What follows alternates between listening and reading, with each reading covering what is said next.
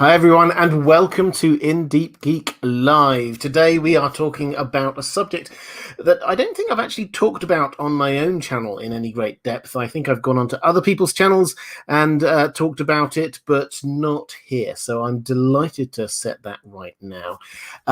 Today we're going to be talking about Valyrian steel swords, the fate of individual swords, what they might actually be and mean, and all the rest of it. But I think what I will do is, first of all, I'll say thank you to a few super chats just before we go get stuck into this topic. Ariel Winchester and Ryan Larkin, thank you so much for the super stickers. I really do appreciate that. And Mara Lee, I shall say at the top, Mara, happy nearly birthday to you. I know it's your birthday coming up very soon, so happy birthday to you. And you just super chat saying such as just a show of love and support for all the fabulous content on IDG and the amazing stories on the Well Told Tale. Looking forward to the new merch, especially Kraken Tacos t-shirts and mugs. I will talk about the merch, and I'm going to formally and officially launch all the new merch next Thursday, so keep an eye out for that. It is there. If you go hunting for it on the net, you can find a few bits of new merch already, but I will formally and officially launch it next week. But want to start with a couple of comments from and yes, I've got a different laptop on working today, so it looks like it's all, the technology is all still working, which is good. Wanted to start with a couple of questions. As always, I'll frame this around questions from my patrons. Sam Clance II saying, I know George R. R. Martin says that he's rewriting some of the pre-release chapters for The Winds of Winter. I hope Euron keeps his Valyrian steel armor. And Michelle saying, it's off topic, but could you give us your thoughts on The Winds of Winter based on the latest Not a Blog of George R. R. Martin, especially the part about rewriting? Does this change your calculations? So I thought what I might try and do with these live streams is just do a little bit of, I don't want to turn this into sort of a newsy thing, but just at the start of every live stream, just a few of the headlines of things that are going on in the world of Song of Ice and Fire, and Lord of the Rings, other things that I cover here on this channel. And yes, we've had an update from George R. R. Martin on his blog, which is Not a Blog. You can find it quite easily. And he's doing more frequent than usual updates, it has to be said, about the writing process for The Winds of Winter. Before, he would probably only do like an update once every 6 months, once a year, something like that. It's been every month or couple of months recently. And the one he did most recently was on the 8th of November, so 4 days ago. And he says this, I'll read out the section about this. And he says, no, sorry, still not done, but I do inch closer. It is a big, big book.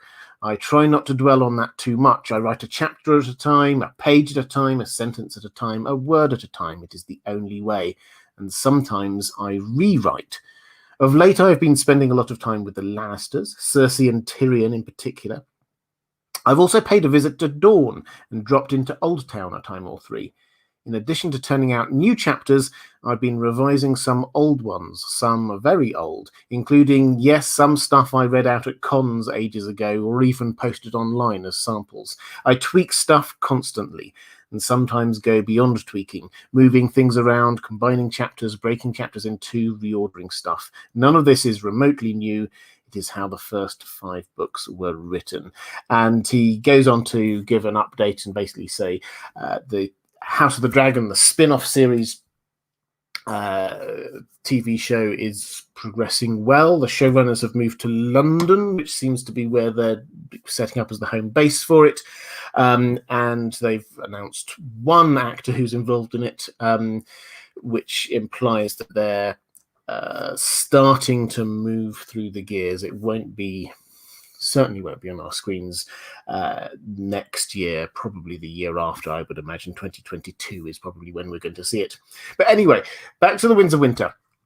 So he has been writing. This is what my sort of conclusions from this, and I always come back to this. He has been writing.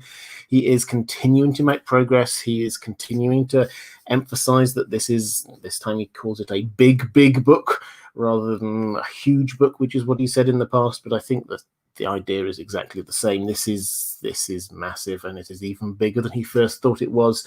He said that he was in June and July, he was writing very fast. He had a couple of times for personal reasons when it slowed down, but he is still churning through the chapters. Does this affect my calculations? I assume this is reference to the video I did a little while ago asking how big the Winds of Winter was going to be, and I tried to break it down according to all of the different plot lines that had to happen, and because the different plot lines have to happen, you have to have different POV characters, and that implies a certain number of chapters, and that you could pull together into some sort of rough idea about how big it might be. If you're interested in that video, as I say, it was probably a couple of months ago now. Does this change anything? Well, he's saying that he is rewriting some of the chapters that he has pre-released in one form or another, including ones that he's read out at cons in the past. It was something that he used to do before it all got too massive. And the ones that he did were, I think off the top of my head, Tyrion 1, Barristan 2, a Victarion 1, and The Forsaken. And he talks about perhaps cutting them up, merging them, rewriting them. If I had to guess, probably Barristan 1 and 2 and Tyrion 1 and 2 in particular that we've seen from the pre-released chapters could be merged. I don't think huge amounts would be lost, particularly with Tyrion 1 and 2. I don't think huge amounts would be lost by merging those two chapters. I suspect that The Forsaken, which is the Aeron Greyjoy chapter where we see Euron, I suspect that is going to remain largely intact. That there didn't seem to be huge amounts of padding in that chapter. It was very tight and very good, I thought. So there's the message, I think, is that we shouldn't assume that just because he's released these chapters in advance in various forms that they are going to appear like that in the future. That has been what has happened in the past. He's done this. He sort of read out chapters and things and then changed a few bits before they appear in the final version. Some of them I think are probably quite safe. The Theon chapter, where he's there with Stannis, that was published certainly in the UK edition at the end of A Dance with Dragons, because he was intending to include it in that, but decided not to in the end. The Mercy chapter, that's been around for a while. I suspect that similarly... that one, incidentally, sorry, complete digression, but that one was apparently he was going to include that when he was going to have a 5-year time gap. This was a couple of books ago. He had this idea of having a 5-year time gap where everybody could just grow up a bit. That was going to be the reintroducing Arya chapter. I suspect that that's going to remain largely as it is. The Sansa one is probably going to remain largely as it is. The Arianne chapters, they could be merged, but again, they were actually written thinking that they were going to be included in the last book, but then just got shunted back a bit. So the ones that seem to me most likely to be moved around or changed are the Tyrion ones and the Barristan ones, particularly if, as seems to be the case, he's wanting to get into these two big battles that are looming quite quickly. The battle at Marine and the battle up the Crofters village near Winterfell. The risk he's got is with all of these different characters and points of view going on, it could take a while before we get to those battles simply because there are so many different storylines that he wants to be getting through. So yes, I could well imagine him merging a couple of Tyrion chapters that are quite similar, perhaps getting rid of a little bit of what Barristan's doing. Maybe he could extend the Sir Barristan chapter so it sort of goes out into him charging out into the battlefield. There's a lot that he could be doing there, but if anything, I'm thinking he might want to trim that down. Does this change my overall view on how big this story is? Not really. I think in other news, he said that he's been to Old Town a time or three, which implies at least 3 chapters in Old Town. I had Sam down for just 5 chapters, which seemed, I think in that video that seemed quite a on the low side kind of estimate. But if we're looking at 3 that he's admitting to writing just in this time period here, then there's a good chance he's writing some more. So no is the short answer. I don't think it's going to be changing anything. I don't think it's going to change Euron having his Valyrian steel armor. Sam Chastain, thank you so much for the super sticker. I very much appreciate it. Let's go to some questions from my patrons. And I'm going to use this as the first few questions are about Valyrian steel as a concept, how you make it, what it is, that kind of thing, to try and set us on this kind of the similar basis for our understanding of what it is. And I'll start, before getting into these, I'll start by saying we do not know the secret. And there is a secret. It is different to normal steel. It is different in several ways. It is sharper. It keeps its edge like no other blade. It stays sharp for long periods of time. The swords that we know are all at least 400 years old, and they're all still the finest weapons in the land. So they keep their edge. They do not rust. They are lighter than normal swords, and they also, for want of a better phrase, they look cool. They've got this kind of rippled effect in the metal. There's often colors mixed in there, so you can make them different colors as well. So that's the kind of the difference. It's called Valyrian steel. And it's sort of historically loosely based on Damascus steel, which is this a technology which was there and then back in the day came from Damascus, but the technology was lost. It created really fine weapons, but then the technology was lost. This comes from Valyria. They clearly did something to it. We're told that it was spell forged. Now, clearly, it was very good, just forging, manufacturing, and all the rest. You can see whenever it's described about how the metal is bent back upon itself many, many, many, many times. That is a shortcut sign for somebody who's making sure that it is strong. There's great integrity within the metal. But also, it's not just making good metal, it is spell forged. These are magical blades, which is interesting because the only magical things we've seen from them so far are the things that I've said, the being sharp, being lighter, lasting for a very long time, stuff like that. So the exact nature of what spells forged them, what might make them, is lost. People do not know that. So there have not been new Valyrian steel blades forged since the doom of Valyria.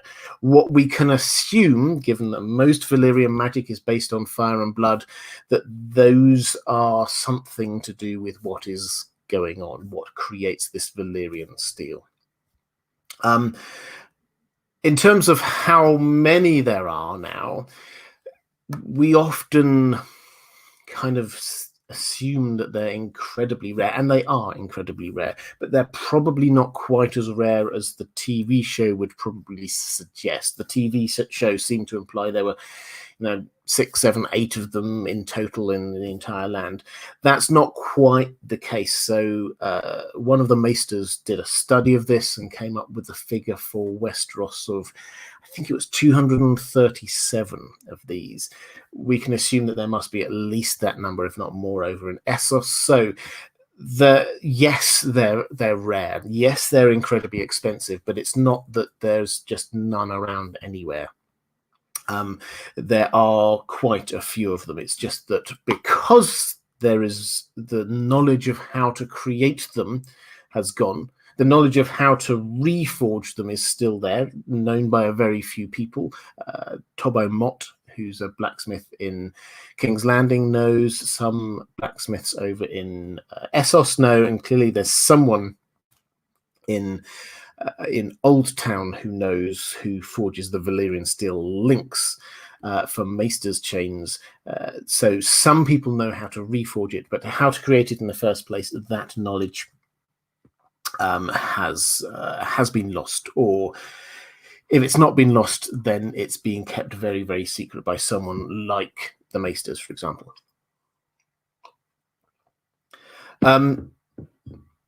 Maura Lee, thank you so much for the super chat. That's very kind. Saying, I apologize if you've already answered this question. I haven't really answered many questions yet, Mara, so probably not. Compare and contrast the sword Dawn with Valyrian steel swords and the sword Dawn's role in the end game of the books. Yeah, I'm going to come on to that, Mara. I think that was one of your questions, actually, you put over on Patreon, as I always try and prioritize questions from my patrons.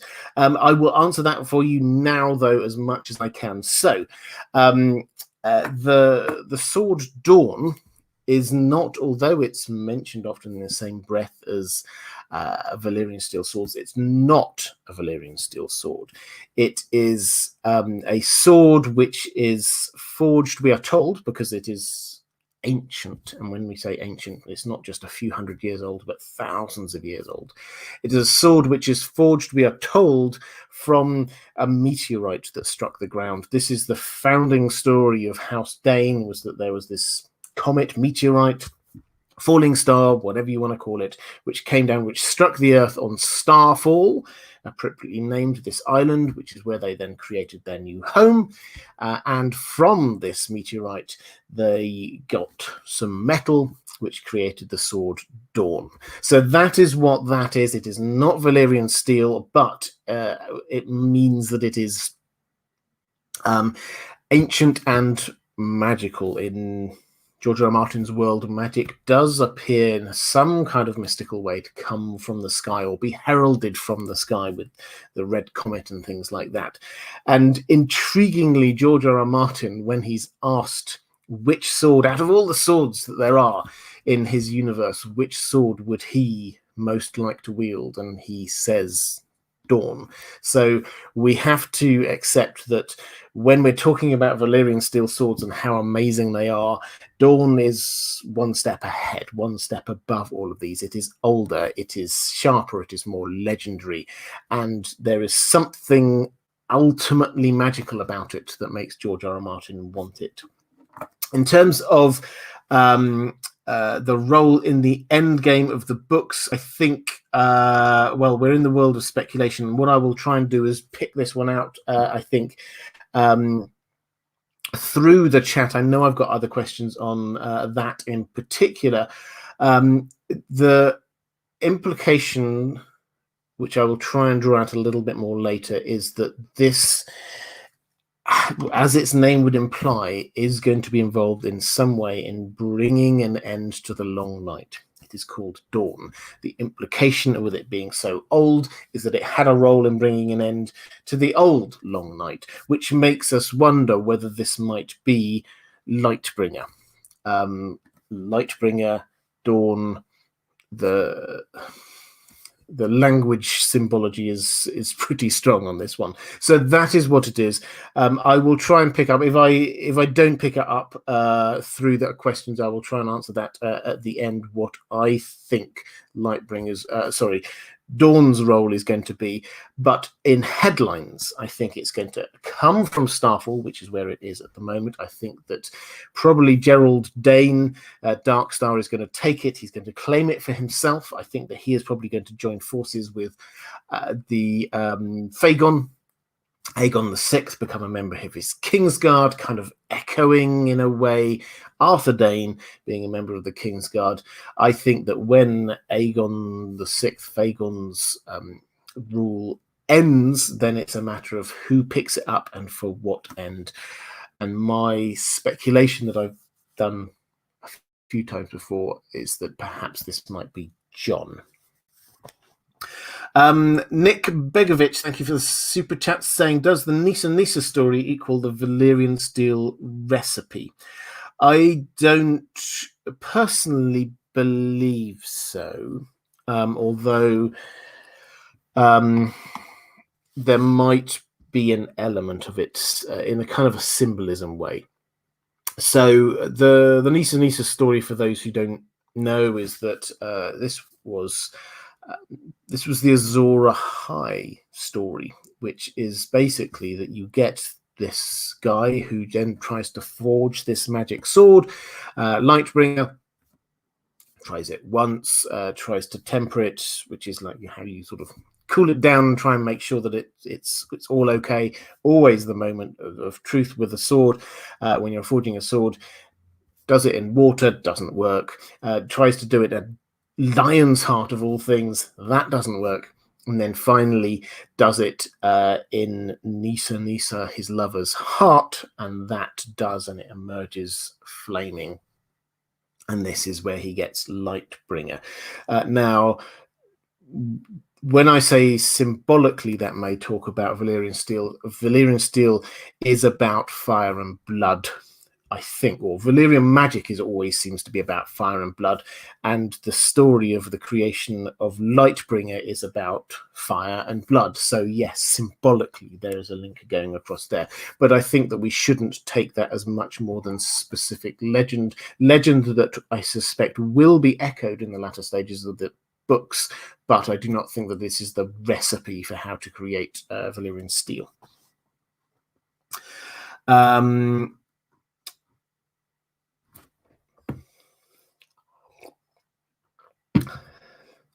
Let's go to, I just spotted a question. So Paladin Pony T asking why we've never seen a Valyrian steel shield. I think it's a very good question. I don't know is the short answer. Perhaps they weren't made as much. Also, perhaps shields take up a lot of metal. So if you had a choice between a sword and a shield, and the shield would cost a lot more because it took more metal, probably you would go for the sword rather than the shield. Added to which, these were prizes back in the day. These were the kinds of things a family bought as an heirloom to pass down one generation to the next. And yes, there are some families that would pass down defensive stuff, but most it shows what the family is about. It's their family sword. That just seems a whole lot better than this is the family shield. So I think that's what's was going on there. Zach Berger, thank you so much, saying, what are your thoughts on Jaime being Azor Ahai and using Dawn, aka Lightbringer? I think this would be poetic given he idolized Arthur Dane. I think we too often try and hunt for one character who is Azor Ahai reborn. This is what Melisandre does, is look for a character who is Azor Ahai reborn. I think at the end of these stories we will still be debating who Azor Ahai reborn actually technically was, because that archetype is going to be played out in lots of different characters. The interesting thing, I keep on coming back to this with Azor Ahai reborn, is that the legend that we're told so far is actually quite limited. We're not told what he did. we're told how he forged his sword, and then the clear implication is he goes off and he uses this sword to sort of kill lots of bad guys and save the day. But that bit of the story isn't told. We get the last hero with that bit of the story, but in terms of Azor Ahai, we don't really. That's not where the emphasis of the story is. So, might Jaime have some kind of Azor Ahai element to him? Yes, absolutely. I think particularly if, as is entirely possible, he does end up being the Valonqar, being the person who kills Cersei. He is killing the woman he loves, who probably by that point will have taken on a lot more of a sort of a Night's Queen kind of feel to her. So yes, it's entirely possible that he's going to be one of the many characters who've got this kind of the Azor Ahai vibe going on about them. Tutsprachen Leben länger, which is a good name, saying, "Hi Robert, thanks for your content. Watching while finally driving down the streets of Colorado. Don't worry about street safety, it's a virtual truck." I honestly have no idea what there, but I'm glad you're safe. But thank you so much for the super chat. That's excellent. And also, you asked, do we know anything about Valyrian steel weapons other than swords with a similar significance, e.g., being given a name, being passed down, for example? Yeah, so we have a couple, 3 maybe. There's the cat's paw dagger, which that's not its name. It's just what we call the cat's paw dagger, the one that the assassin was going to kill Joffrey with. That clearly is a blade, but I'm not going to go through the whole history of it, but it seems to have been somewhere in the Baratheon, the Iron Throne's luggage, and that presumably had been passed down generation to generation, may well have had a name. We hear that House Celtigar have a Valyrian steel axe, and we hear that, which is passed down generation to generation. Don't think we get a name for that. And we also hear that there's one of the Dothraki has a Valyrian steel arak, which is their sort of curved sword thing they've got going on there. So yes, there are non-sword Valyrian steel weapons, but most of them do seem to be swords, because that seems to be the main sort of lordly sword, as it were, and those are the people who can afford to buy them.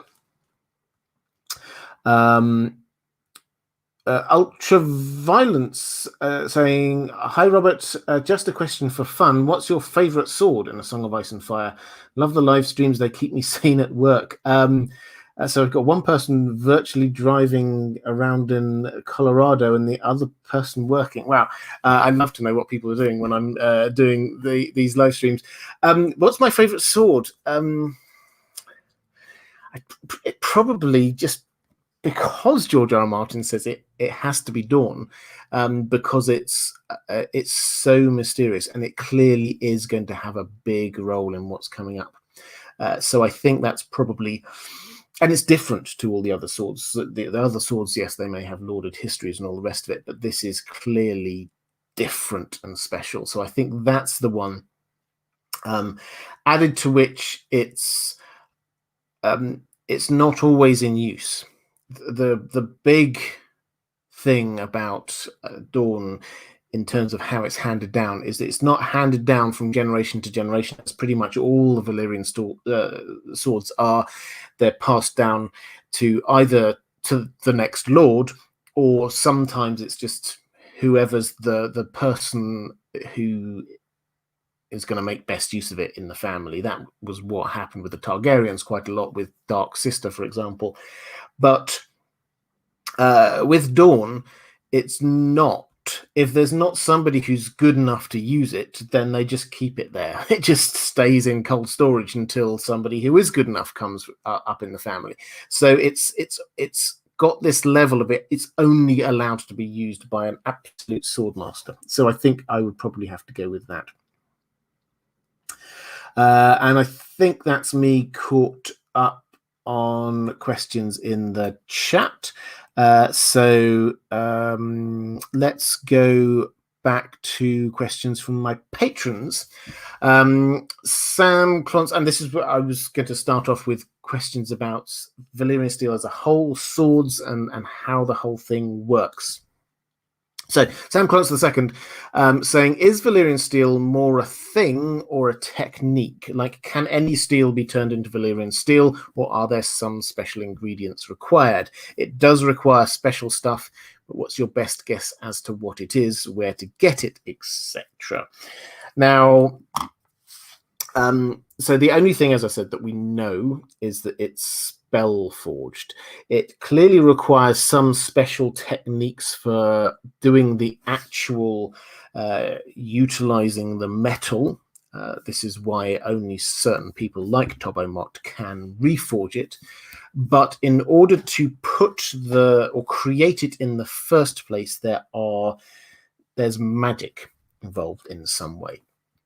Now, there probably is also some kind of special ingredient that colors it. So I said earlier that although most Valyrian steels are quite dark, some of them have got color in them.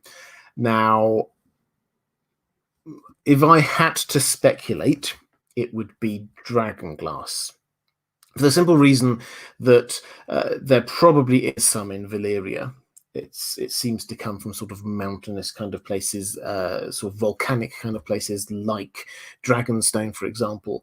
And we're told that in Dragonstone, the dragonglass is not just this one color. Yes, most of it is this sort of dark color, but it also comes in lots of other colors, reds and purples and greens and things like that. And that perhaps is something which is imbued within the Valyrian steel to give it its specific colors. And also, perhaps that is what makes it so devastating to the others. So you can kill the others with the Valyrian steel, not because the Valyrian steel in and of itself is anything. It's because it has got dragonglass in it. So that would be my best guess. Is say we do not have the techniques. We do not know the techniques or the recipe or anything like that. We just know that it is basically made with expertise. So it's very fine metalworking and also with magic. Dan Hibbard saying, hi Robert, with the dragons back in the world, will we see Valyrian steel start to become more regularly forged now that the dragonfire is available? This is the other element that it's entirely possible is needed in order to make them, but we do not know, which is dragonfire. Now I say we do not know because we haven't got the recipe for it.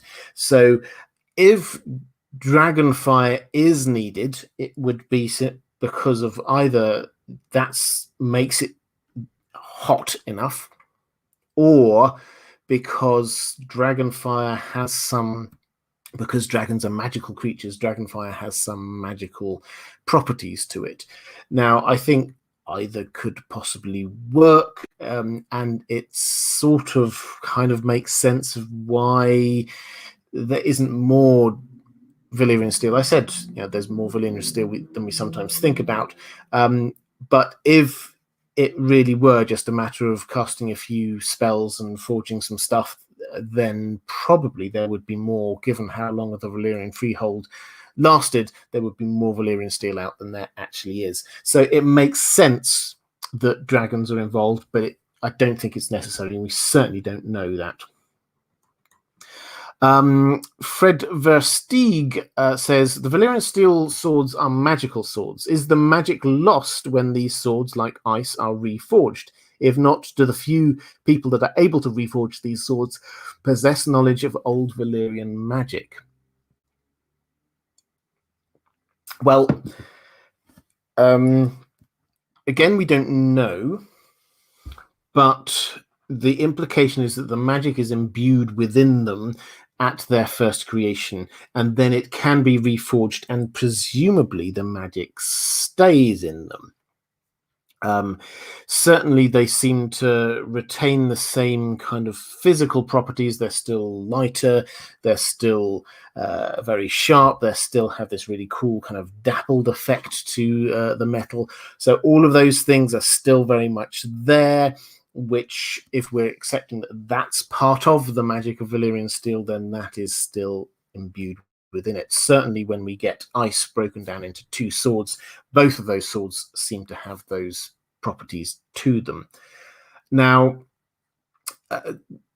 so that seems to imply to me, although we haven't yet seen what those two swords can really do in anger, to be honest, so we don't know, but that seems to imply to me one other interesting implication, which is the Valyrian steel links that are in Maester's chains, or not all Maesters, just that if you learn the higher mysteries, if you learn the magic-y bits, and not many do, to be honest, so you'll probably find Grand Maesters do, and obviously we've got Archmaester Marwyn has done, and one or two others like Lewin, Maester Lewin had, but most, only 1 in 100 do actually do that. But that Valyrian steel link in their chain, that would imply that that is somehow still magical.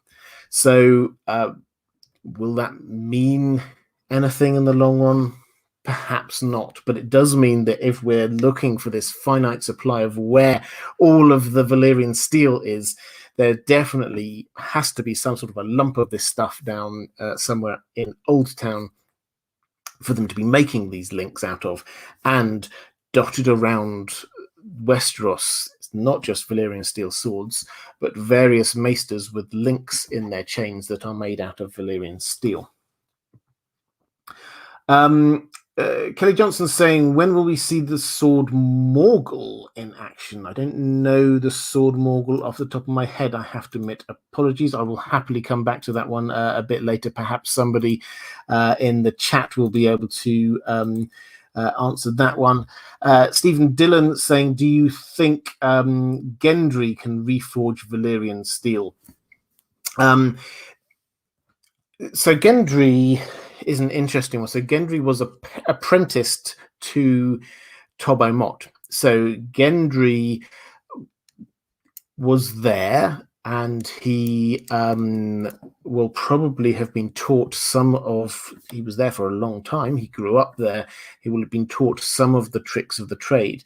He probably will never have actually seen Valyrian steel being reforged, because he escaped out before the ice was broken down and forged into two, so he won't have seen that actually happening. So he may have theoretical knowledge of it without actually the practical application of it. Whether that means anything in the long term, I still do like this idea of perhaps he might be doing a little bit of blacksmithing up at Winterfell, and not just making dragonglass weapons, but actually possibly trying to craft a few extra little Valyrian steel items as well. I think that would be pretty epic. Question from Julia Erickson saying, I have a thought that I wanted to tie in with Fred Versteeg's question. This is the one about whether magical swords lose their magic when they're reforged. And I guess you asked the Maesters.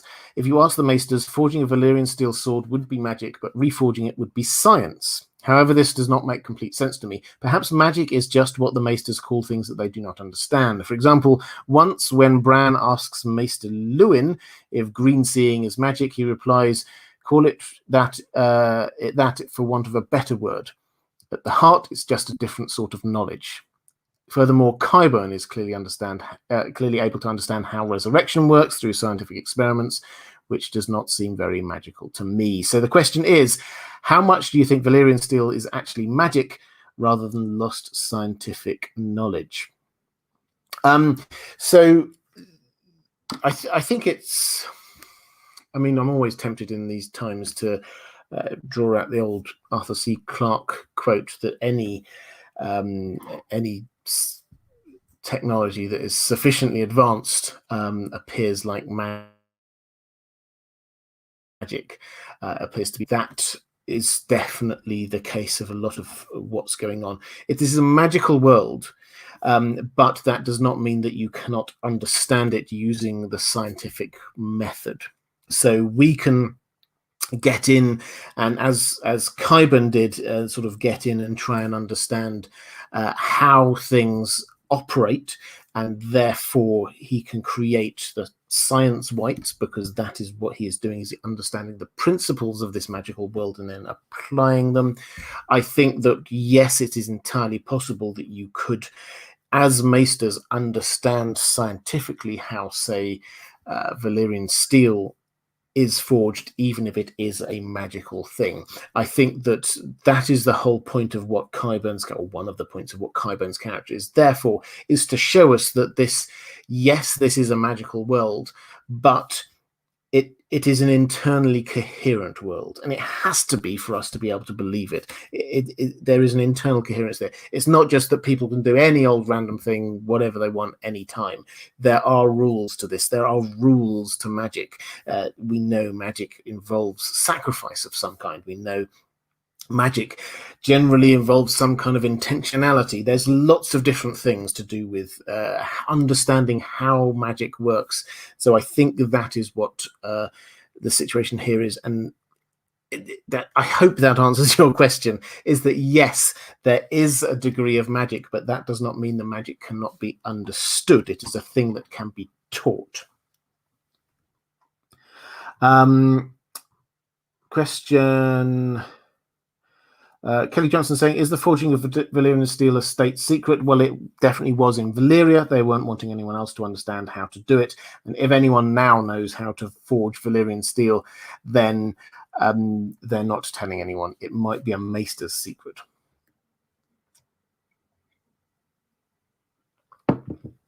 Vampirist99 saying, given what we know about Valyrian culture and that magic in Planetos often requires a blood sacrifice, shouldn't we be able to say that Valyrian steel swords are forged with blood as an ingredient? Very probably. I think that if I were to try and be technical about this, then I do not think that the sacrifice necessarily has to be put into the item itself. The sacrifice has to happen, and it may well not be involved. So, for example, there are sacrifices that are made, well, on the show and will happen in some form. Shireen is being sacrificed in order to improve the weather so that people can move around and all the rest of it. That she is not sacrificed into the weather. She is sacrificed into the flames. So the sacrifice is not necessarily has to be physically connected with the thing that you're sacrificing it for, as long as the intentionality is there, which is a slightly wordy, roundabout way of saying, I think if blood sacrifice is what we're talking about here, and it does seem to make sense that it is, then the sacrifice would have to happen, but that does not necessarily mean that the sacrifice has to then be put into the blade in some way. That doesn't seem to be absolutely necessary as far as the magical laws that we're aware of are.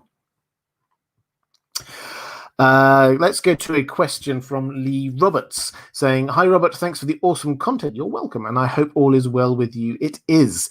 There's mention of a Valyrian steel axe held by House Celtigar and a Valyrian steel arak held by Cago of the Windblown. Do you believe we'll see different types of Valyrian steel weapons in future books? Now, I think yes. is the short answer. At the moment, Valyrian steel is, as far as the plot's concerned of A Song of Ice and Fire, it's an interesting thing in the background. This is just a thing which is quite fun, that some houses and some people have got access to swords with names that are particularly cool and excellent.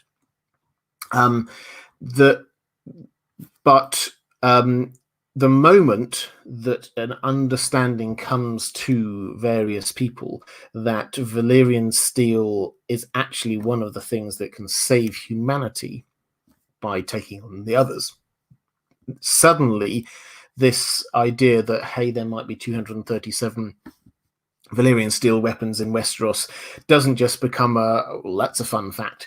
That becomes a hunt for them. That becomes a, how do we get our hands on these? And out of those 237 or whatever it was, we only actually know about a dozen or more, maybe 20 of these that we've actually heard of. Clearly, there are more out there. Houses that have got them that we've not been told that they've got them, or perhaps some rich people, merchants have managed to get hold of them, or perhaps somebody's stolen one and kept it hidden somewhere. Perhaps Old Town has got some hidden away. There are lots of places these might be. So I think, and given the fact that a couple of the things that we already know about are not swords, then yes, it seems to imply that they didn't just create swords. And therefore, if we are, I mean, I would love there to be a scene when Sam or someone tries to work out where all these different swords are, how they can get hold of them, and so on. That is what they probably will have to do at some point. It might not make for the most riveting chapter, but it's the kind of thing that in terms of background will be absolutely fascinating, trying to figure out where these all are. Question from Danny Hingley saying, because some of the richest families had Valyrian steel, like the Lannisters, could House Tyrell have one, possibly, once House Gardner? Yeah, so this is an intriguing thing. So we get a lot of houses that we think should have one, but we don't ever hear of them having one. House Lannister did have one, lost it, and then tried everything to try and get another one. But there are some houses that we just never hear of them having them, even though they clearly were important and powerful. And the Tyrells, the Gardeners, the Baratheons, we just don't hear that they had a specific Valyrian steel sword. Now, it's entirely possible that they did. It's just they keep it somewhere locked up in their treasure room, and it comes out for special occasions, and that's it. It's not a thing which is passed down from generation to generation. That's entirely possible. We don't know.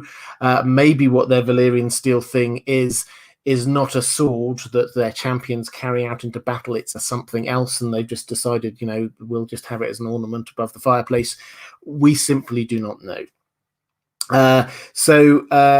Yes, they could once have had these things. It makes perfect sense that they did, or perhaps they just thought, you know what, I don't want a sword.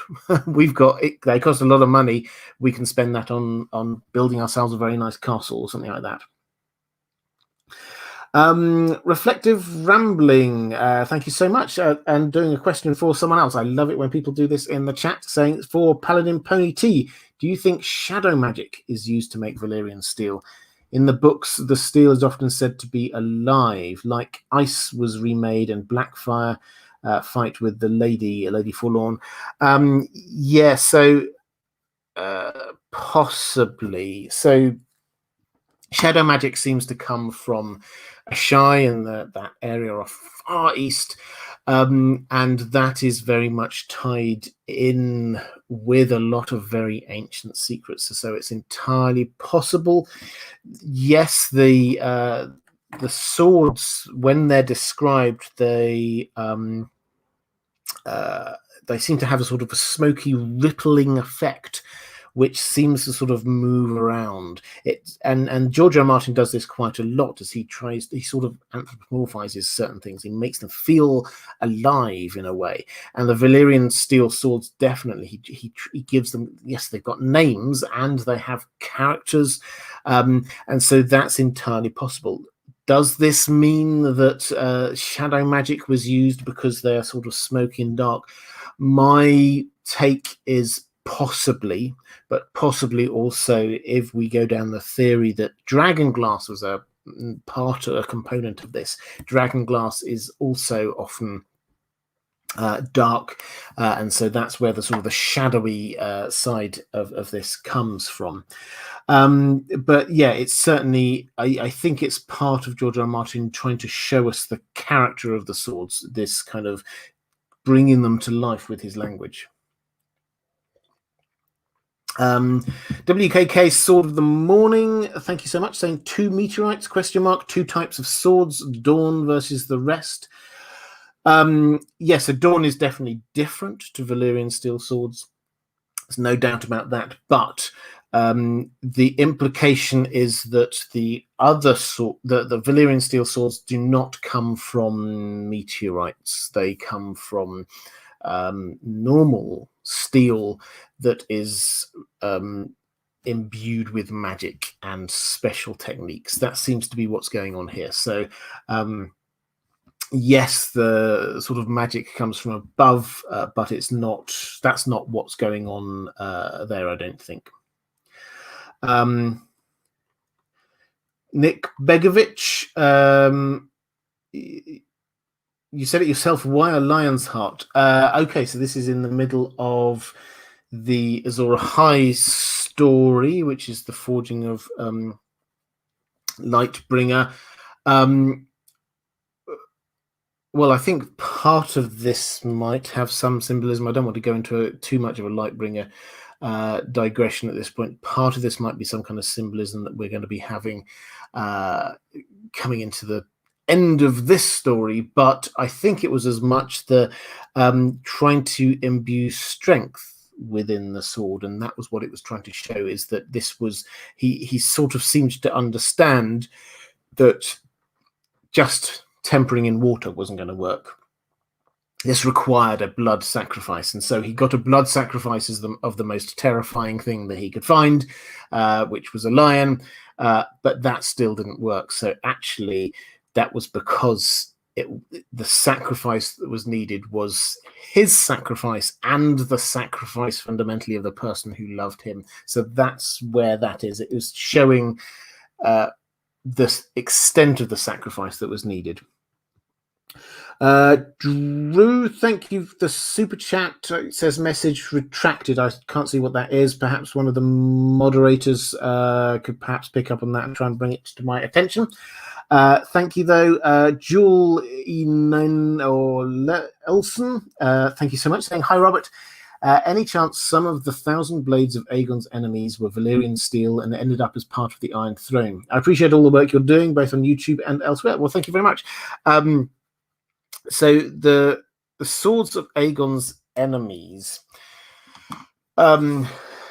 these are the Iron Throne, I should probably say, is, as we know, it's made from the swords of Aegon's enemies, and they were sort of cast down before him.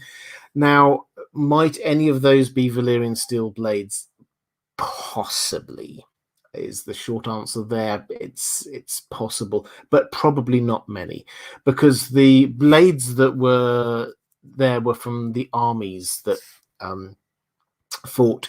So this wasn't we should probably say, of the heads of the families who opposed the invasion, they actually submitted. There were only a few who didn't. So yes, you get House Gardner, House Hoare, House Darndon. They did, but the majority of the others didn't. The Aryans, the Starks, and all the rest of it. So many of and there weren't actually that many battles, to be honest. There was the Field of Fire. There was one down at Storm's End. But once most people saw the dragons in action, they went, no, that's it. We're out of here. So the Northern Army, any Valyrian steel swords in the north, they never saw any battle. The Old Town and Dawn, of course, they didn't. So huge swathes of the country, the Vale, no, absolutely not. There was no chance that any of their Valyrian steel swords were. Might a few of them got caught up in it? It's entirely possible, but you would have suspected that they got weeded out first, because everybody knows how important and magical and special Valyrian steel swords are, and they're not just a thing that you can just fling down there onto a pile of swords and people not notice. So I suspect not. If there are one or two that somehow managed to get through, then they were fused with the others. Balerion the Black Dread fused them together with his fire, and so they're not going to be able to be got out. I don't think so. If there are any, and I don't think there are, but if there are any, then I don't think they're going to be any particular use in this. Vampirist99, I also wanted to present another theory about the Valyrian steel links in the Maester's chains. I think the Maesters preserve and reuse the Valyrian steel and forge the links for the other metals around it.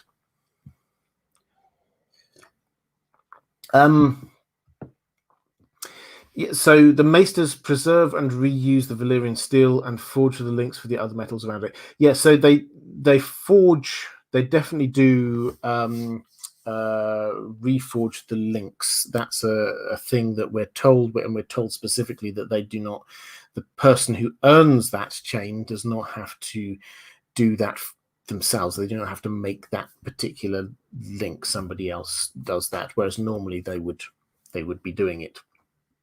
Yes, I think what my take is that probably when a Maester dies, their chain goes back to Old Town, and yes, the more precious metals, they would be reused. So I think that's very likely what happened. But given the fact that they do dole out these Valyrian steel links, that does, for me, imply that they do have something like a lump of Valyrian steel hidden away down there. Jasmine Johnson, thank you so much, saying, do you think Aegon and his sister's swords were inherent or made since there were three? And it surprised me no one ever asked them if they knew how. First time catching you live, love your channel. Well, welcome, first of all, and welcome to anyone if it's your first time watching live. So Aegon and his sister wives, they had two between them. There was Blackfire and there was Dark Sister. Rhaenys' third sibling did not have a Valyrian steel sword, and those two Valyrian steel swords passed down through the generations of the Targaryens. I don't think that they knew how to forge new ones. I suspect that if they had the ability to do that, then they would probably have done so, based on the amount of Valyrian steel swords that they could just take. The amount of times, if you read through, say, Fire and Blood, that there's somebody who they execute and there's a Valyrian steel sword lying around or something like that. I think that if they would have done that. Did they? So I think that the implication is that those two were Targaryen Valyrian steel swords, which came across when they left Old Valyria before the Doom. They came across with them, with the dragons that they brought with them as part of their possessions. But the system, the implication is that the system was that there were people who had the knowledge within Valyria of how to make Valyrian steel. But it wasn't everybody. It wasn't just like every family had their own blacksmith and knew how to do it. Only a certain number of particular spellsmith blacksmiths, or whatever they would call them, knew how to do it. And incidentally, the fact that they only had two, although yes, that's clearly more than any other family had in Westeros, that certainly implies that the Valyrian steel swords weren't everywhere in Valyria, even at its height. They had two. If it were easy to make and they were all over the place, then surely they would have had more than two. So I hope that one answers your question.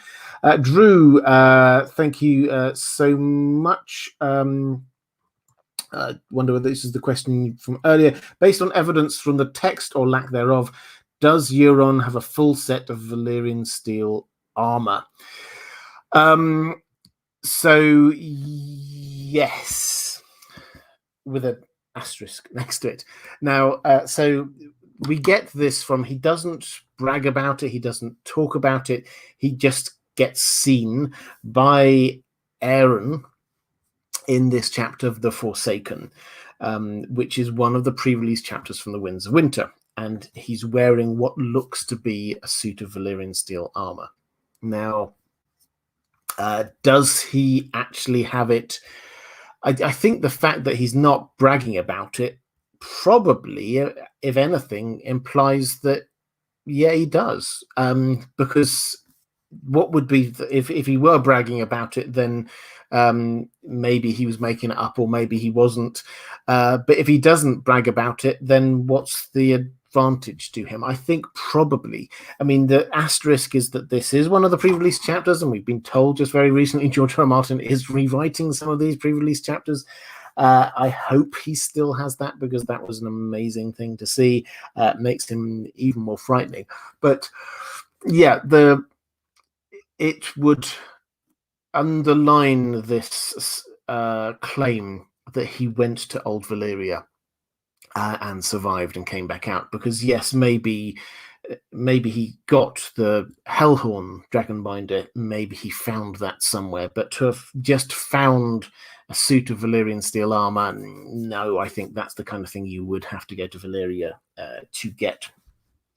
So the evidence of the text is not yet in the canon text, it's just a pre-release chapter, and the evidence of that, yes, he does seem to be wearing it, and I don't think that's good news for anyone. Let's question. I've got a couple more questions, I think, in the chat. Andre Rodriguez saying, "Love your work, keep it coming." Thank you. And Stephen Dunn saying, "Any parallels to Dany trying to bring back Drogo and Azor Ahai forging Lightbringer?" So a parallel between Dany trying to bring back Drogo and Azor Ahai forging Lightbringer. Dany,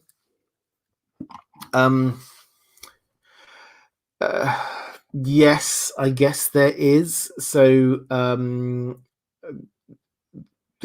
she was trying to do magic, which required a sacrifice of a thing that Drogo loved in order to bring about a thing that she wanted.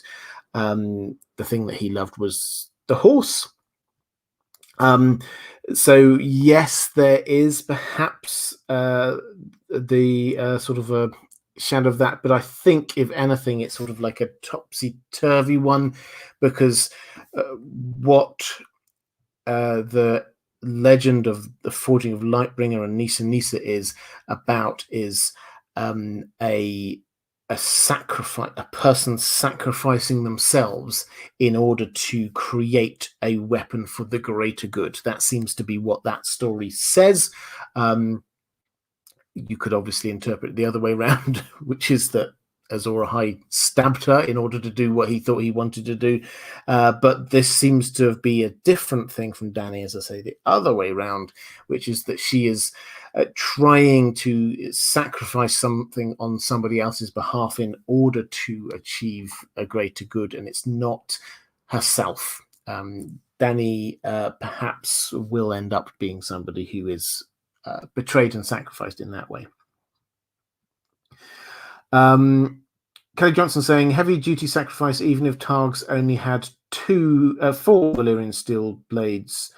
Yeah, I don't know what the reference to that is, but yes, they definitely only had 2, and they definitely would have been. They would have brought all of the Valyrian steel blades with them. They took everything they owned, they sold everything, and they moved over to Dragonstone. Vera Glauben, "Hi Robert, also my first time watching live, so welcome." Just spotted that. I don't often spot everything that goes on in the chat as it's going through, so apologies for that, but I did spot that one. Okay, so let's go back to Bride of Fire asking to sort of round off the sort of the contextual questions about these before we get into specific swords. Bride of Fire saying, "Hi, Robert and Dan." That's my dog. How do you think some of the minor houses were able to purchase or get their swords? So this is something that I've been asked a few times, actually, because there are some houses that we think of being relatively minor. House Mormont is an example of one that people often ask, how did they get their Valyrian steel sword? And there are a lot of other smaller houses. House Peak, perhaps, how did they get theirs? We've not really heard much about them. So there are lots of these houses that perhaps are smaller. I think the answer is, well, we don't know, but if there are 237 of these out there, if you took the top richest 237 houses in Westeros, then most of the houses that we think of as being minor but having one, like House Mormont, they're up there in that. So I don't think there's anything too surprising about it. That seems to be the price that was demanded for these blades appears to have been achievable at huge sacrifice for houses, if that's what they really wanted to do. But it wasn't that the Valyrians priced themselves out of selling to everyone. They made sure that, yes, there were only a certain number of people who could afford them, but they drew the line somewhere so that it's like the houses, not just the top houses, but also the second tier and a few of the third tier houses could afford to. That seems to have been the price point, frankly, if we're going to get into market economics, that they seem to have picked. The other things to note are that some of the houses that we think of as being quite small were a lot larger back in the day. So House Peak is a good example of that. They were a lot richer a long time ago, and some of them may have achieved their Valyrian steel sword not just through buying one. And it's entirely possible, if a house dies out, then who gets their Valyrian steel sword? Well, probably whoever claims it. This is basically what's happened with House Lannister suddenly now having two Valyrian steel swords because they claimed the sword Ice and melted it down and turned it into two swords that they wanted for their own family. So that is how that works, and I'm sure that they weren't the first to do that. Valyrian steel swords are often stolen, and they often go missing. Another thing, if you read through The World of Ice and Fire, Fire and Blood, is the amount of these swords that just kind of disappear. They just vanish. They're incredibly expensive. So if somebody just finds one, what are they going to do? They're going to take it away. They're not going to just sort of hand it in.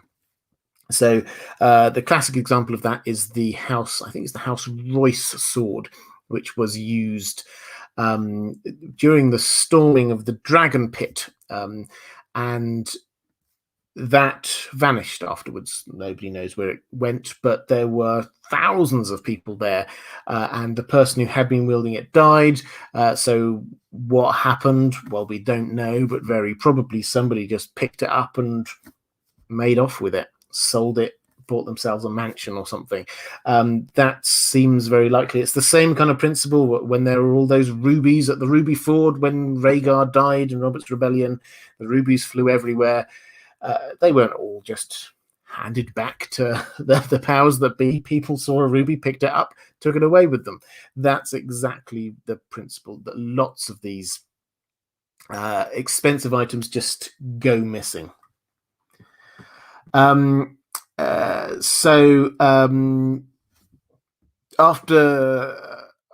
looking at sort of the outline of various swords as a whole, let's look at a few specific ones. I saw just flashing past, who was it now? I think it was Andrew K asking where vigilance is. Vigilance is, and I don't think I had a specific question on that one, so I'm very happy to just pick this one up first. Vigilance is the House Hightower sword.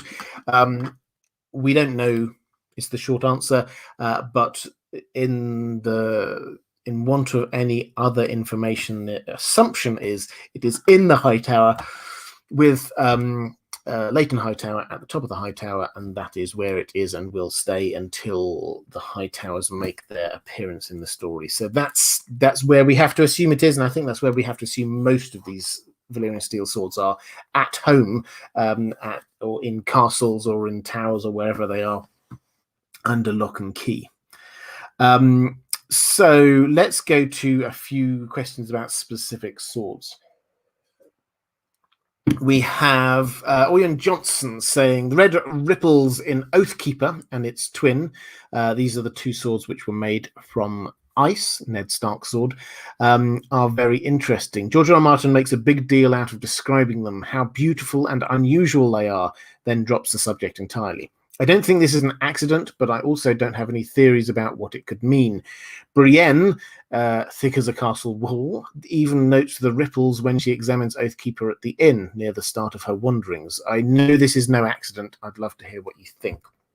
Okay, so the two swords, Oathkeeper and Widow's Wail, were handed to Tobbo, or Ice was handed to Tobbo Mott, and he was tasked with turning it into two swords, which he did, a long sword and a slightly shorter sword. Now, he appears to have decided to take great pride in the work that he does, and he doesn't just like reforge into two slightly smaller versions. What he wanted to do in order to impress the Lannisters was he imbued them, or tried to imbue them, with red. And he wasn't entirely successful, but he did, because they retained their kind of the dark color, but they did get this kind of red rippled effect to them. Now, that's the sort of the background to what was going on.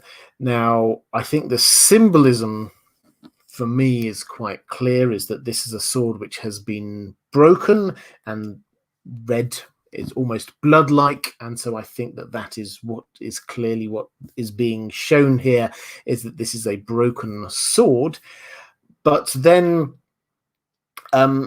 why is it that the people notice this? Well, first of all, this is special and unique. These are the first time people have seen these particular swords, so yes, they're going to get descriptions. There's a similar long description, and I'm sure I'll mention it several times in this live stream. I'm starting to re-listen to Game of Thrones, the first book, just about a chapter a day, going through the Audible audiobook.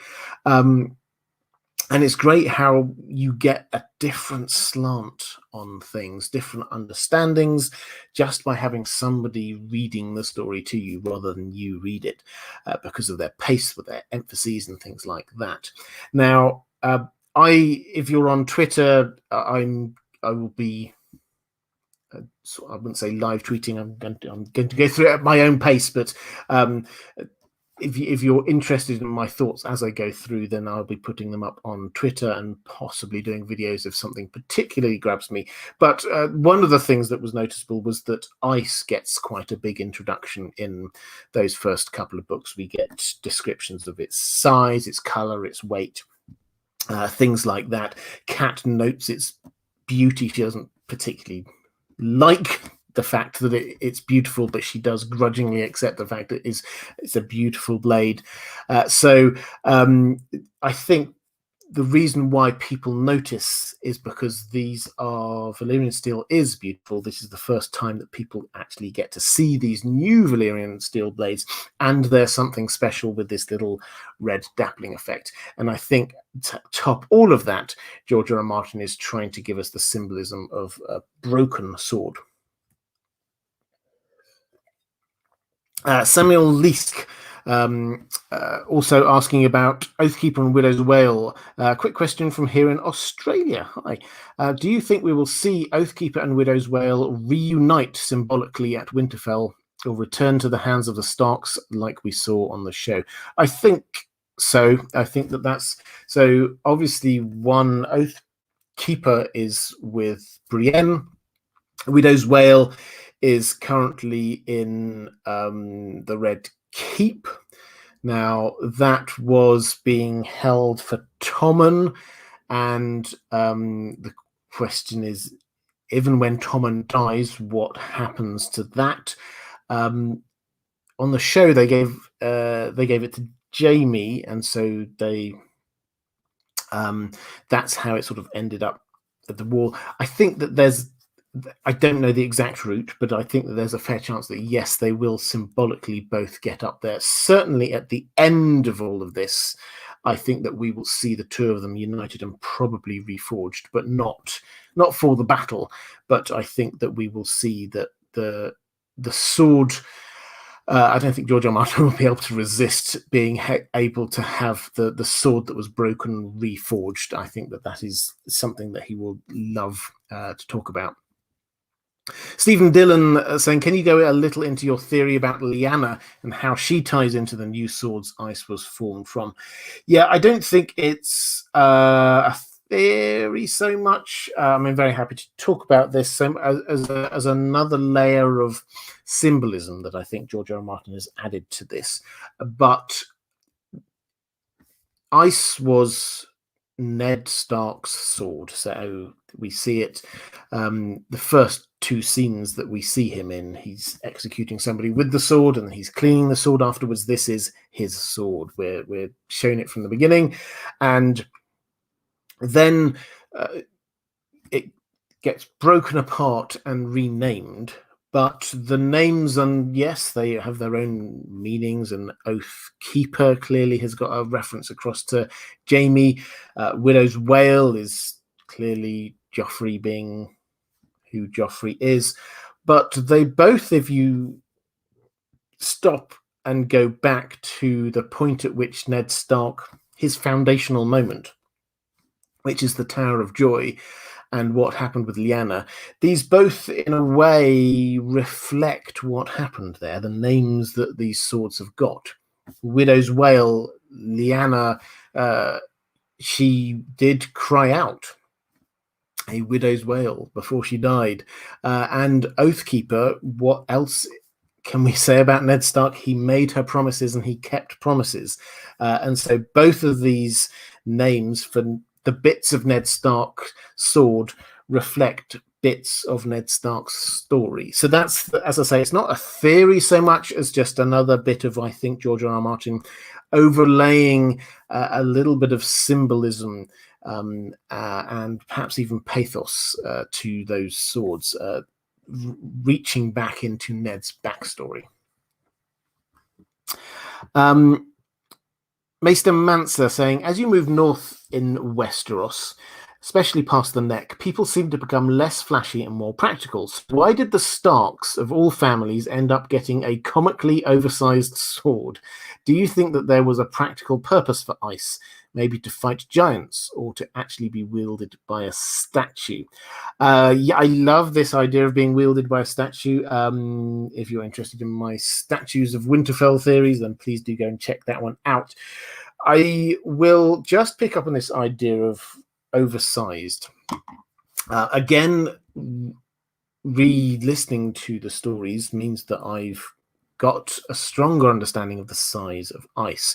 And we're told that it's a little taller than Robb, who at the time is, I think, 15. Now, given that Ned was holding it, the implication is it's not as tall as Ned, or we would have said it's tall. It would have been told it's a bit taller than Ned. So I think we have to assume that it's, I don't know, 5.5 foot tall, something like that, a bit under 6 foot. It is a great sword, is what we're told. Now, there are other great swords that are out there, and they are used in combat, and it's not just in a sort of just for ceremony. Now, one of them, incidentally, and I will come back to this, is Dawn, which we have described as being a great sword. And also Gregor Clegane, incidentally, he also had a sword which it was called a great sword, and that sword, because he was so big, he said that he could hold it and wield it in one hand. So they're not comically outsized swords. These are large swords. They're not designed specifically, except unless you're an incredibly skilled warrior or you're incredibly tall and incredibly powerful. They're not designed for combat, which is where we get this whole thing with Ned uses it purely, it would seem, for his role in executing people. So I think that the assumption that many of us make that this is an impractical sword is probably not 100% right. Why did they get that? Well, it seems to be a replacement is the best understanding that we can come up with here. So we're told that the sword was over 400 years old, and it was called Ice. And one thing Kat says in her first POV chapter, or she thinks, is that although the sword was 400 and so years old, the name Ice was much older. Now, obviously, the word ice, she's not talking about that, but the name Ice seems to imply that there was a sword that the Starks had before this that was called Ice. And for whatever reason, they didn't have it. They used to have it, and then they didn't have it. And then when the opportunity came to get a sword which was as good quality as you could possibly have, they jumped at that chance, and that's why they bought Ice. So that seems to be where they have come to this. And added to which, I would also say on a very practical level, the Starks were very aware of the fact that they had to keep law and order in the North. There were people, they didn't start off ruling all of the North. They had to capture the North. They had to defeat the other northern houses. There were always houses out there, like the Boltons, say, who were disputing their rulership.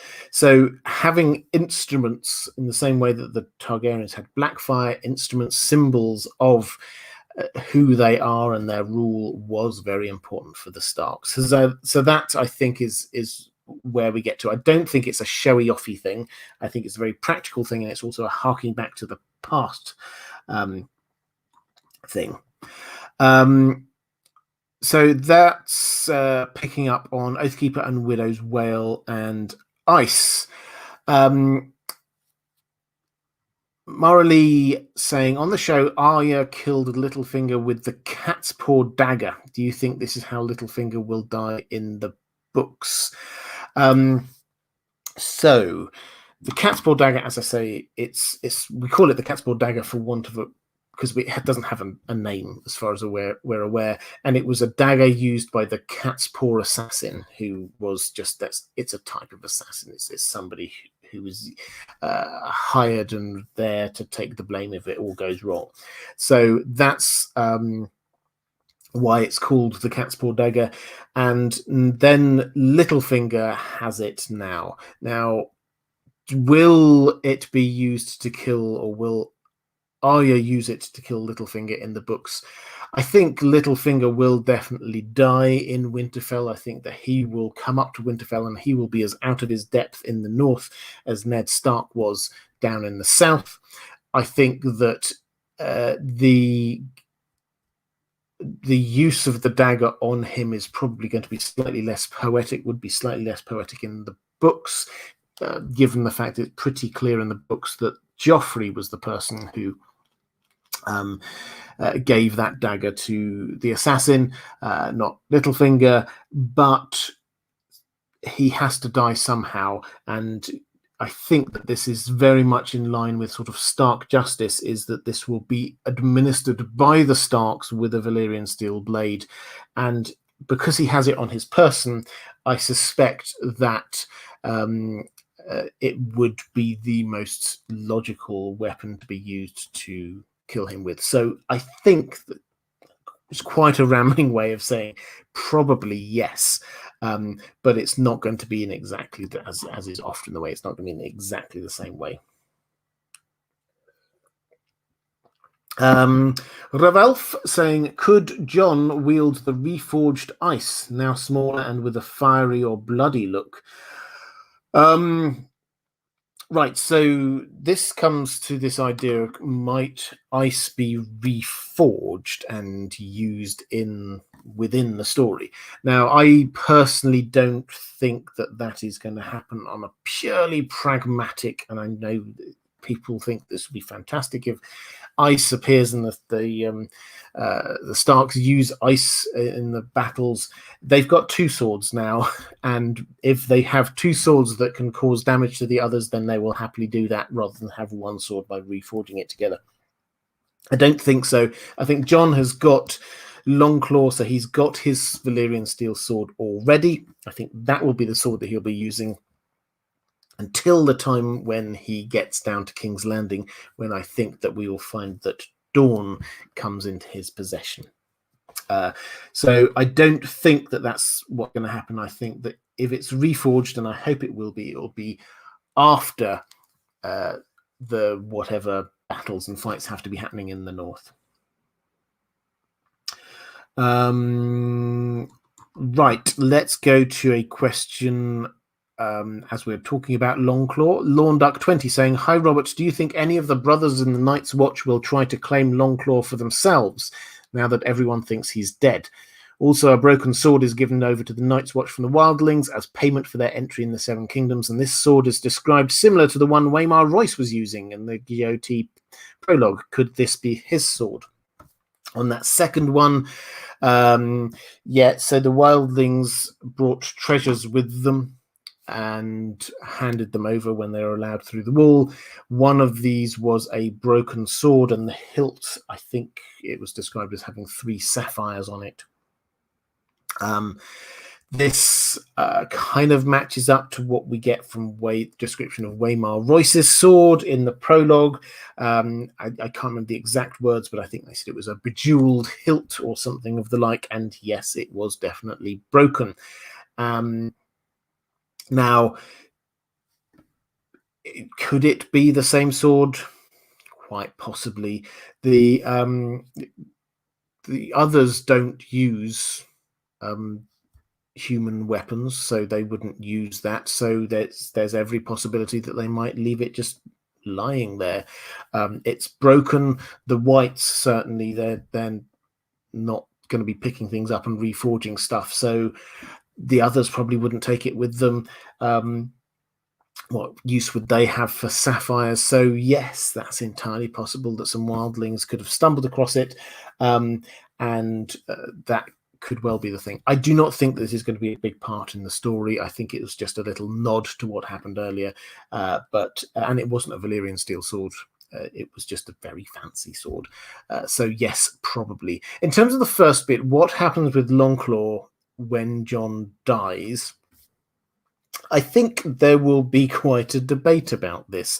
Yet, yes, it's possible somebody might try and just take it. That is, I've been talking earlier, this is what people do when there's something very valuable there. But everybody at the wall knows that that is Jon Snow's sword. And I think in the same way that they won't know what to do with his body, I think that they won't know what to do with his sword.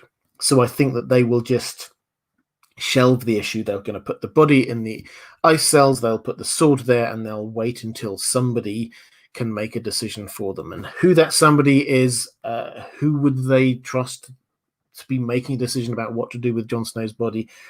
Either Stannis or a new Lord Commander who is elected, or perhaps one of his family members. So I think that's what's going to happen. I think, yes, it's possible somebody might try and steal it, but it's much more likely that they won't know what to do with it, and people will. I mean, this was a small rebellion. It wasn't like the entirety of the Night's Watch. It wasn't, and the Night's Watch are just a small fraction of the people who are there. So I think they're just going to be running away. As to what happens to that, I think they'll just have to put it on hold and then decide later. Question from Zakalok saying Bonjour Robert, j'espère que tout va bien, which I've probably butchered the pronunciation, but thank you, everything is going well. My question concerns Heartsbane, which has been in possession of House Tarly for many years. Who do you think will end up carrying it? It is intended for Dickon because Randall Tarly loathes Sam, who won't want it anyway. Will Dickon have the sword, meaning Randall dies, and will he keep it? How do you see Sam and Dickon's relationship play out, since Randall will probably have filled Dickon's head with contempt for his older brother? So, yeah, I think... So Randall has it at the moment, and Randall's in King's Landing. The timing here is going to be fascinating. So Randall is there as part of the Tyrells, and the Tyrells, or the Reach Army under the Tyrells' leadership, although he doesn't necessarily accept Mace Tyrell's leadership. The Tyrells will, at some point very soon, I'm sure, be attacked by Cersei.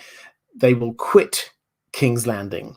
The Mace Tyrell we get in one of the pre-release chapters from the Winds of Winter, we get a rumor that Mace Tyrell's marching his army down away from King's Landing towards Storm's End, the implication being to resume his... or the implication which was taken there was to resume his siege. I suspect that's actually to switch sides. What's Randall Tarly going to be doing? Well, perhaps he's going to head back. That would allow him to be there in place for when Sam, who is clearly going to be dropping off Gilly, and with his mother, who's going to be there, and probably Dickon, at his family home. And then when Old Town falls, as it surely must, he is going to pick up Gilly on the way. And yes, he probably will by that point have learned that Valyrian steel is really important against the fight against the others. He will have learned that at Old Town. I think that's one of the key bits of information he's going to be learning there. And then he suddenly discovers a Valyrian steel sword. And yes, I think he will take it. And I think that is something that they did on the show, and what they quite often did on the show was they just did something that made you go, oh, okay, so he's doing that, and it's never really picked up on again. Suddenly we're going to have a reason in the books, is that Randall Tarly has come back, and suddenly Sam realizes that this is incredibly important to be taking Valyrian steel north, and so that is what he is doing. And so he is going to be heading up north, and he's going to pick it up on the way. So yeah, I think that is where it ends up. I don't think it's going to end up with Dickon. I think that the Tarlys will probably end up dying if he sticks with Cersei in any way. Then yes, certainly he might end up dying in a very similar way, but the sword is not going to be with him.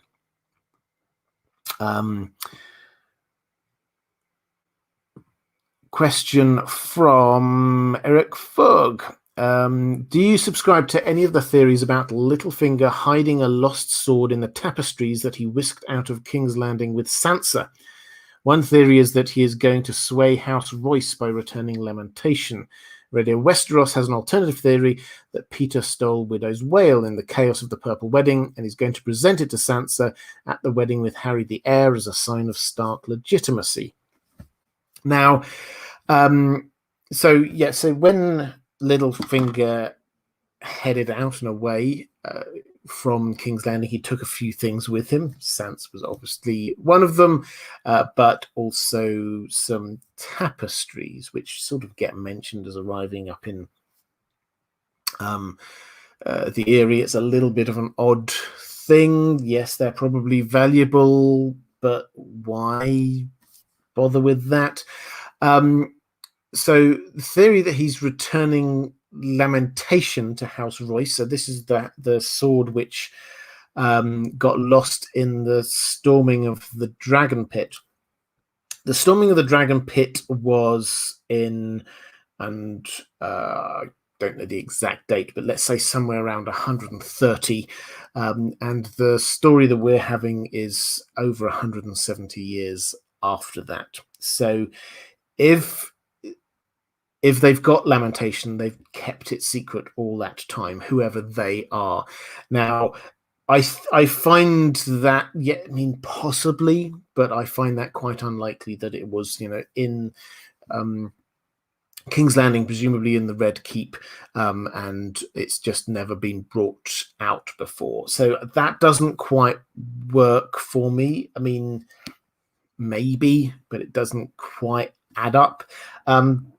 Widow's Wail, I like the idea, and I always hesitate to come up with any contrary thoughts to Radio Westeros, who I have a lot of respect for.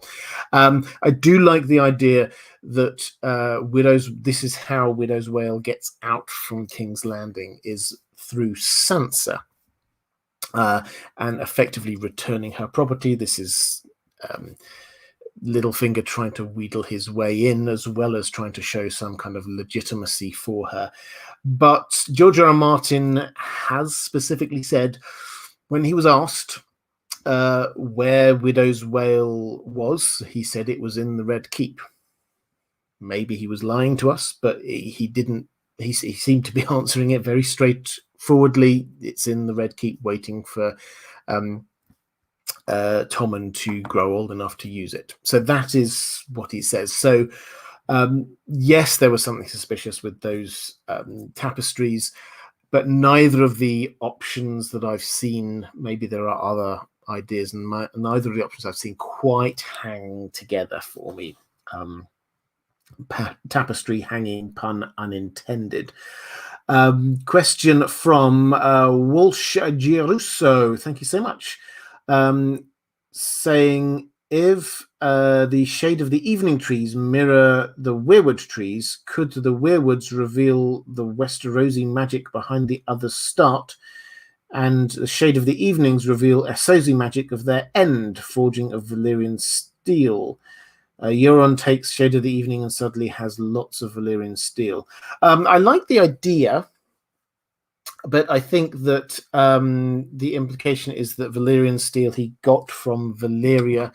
The Shade of the Evening, I personally subscribe to this idea that I don't know where it originally came from, but Amanda Disputed Lands certainly explains it the best if she didn't come up with it first, that I've seen, which is that the Shade of the Evening trees are sort of poisoned or broken weirwood trees, cut off from the network as a whole, because presumably of the Hammer of the Waters sundering the two continents. They were joined up, and now they're not. So they are still magical, but it's a twisted and broken sort of magic, and that's what Euron is using and tapping into.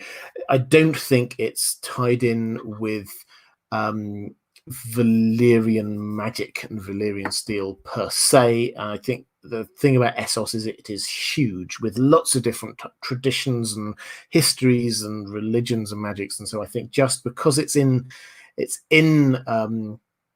Essos, it's in Karth. That's where the Shade of the Evening, the only bits that we've seen are around in Karth, and that is not specifically connected in with Old Valyria. So I think my answer to that one is probably not, although I do like the idea.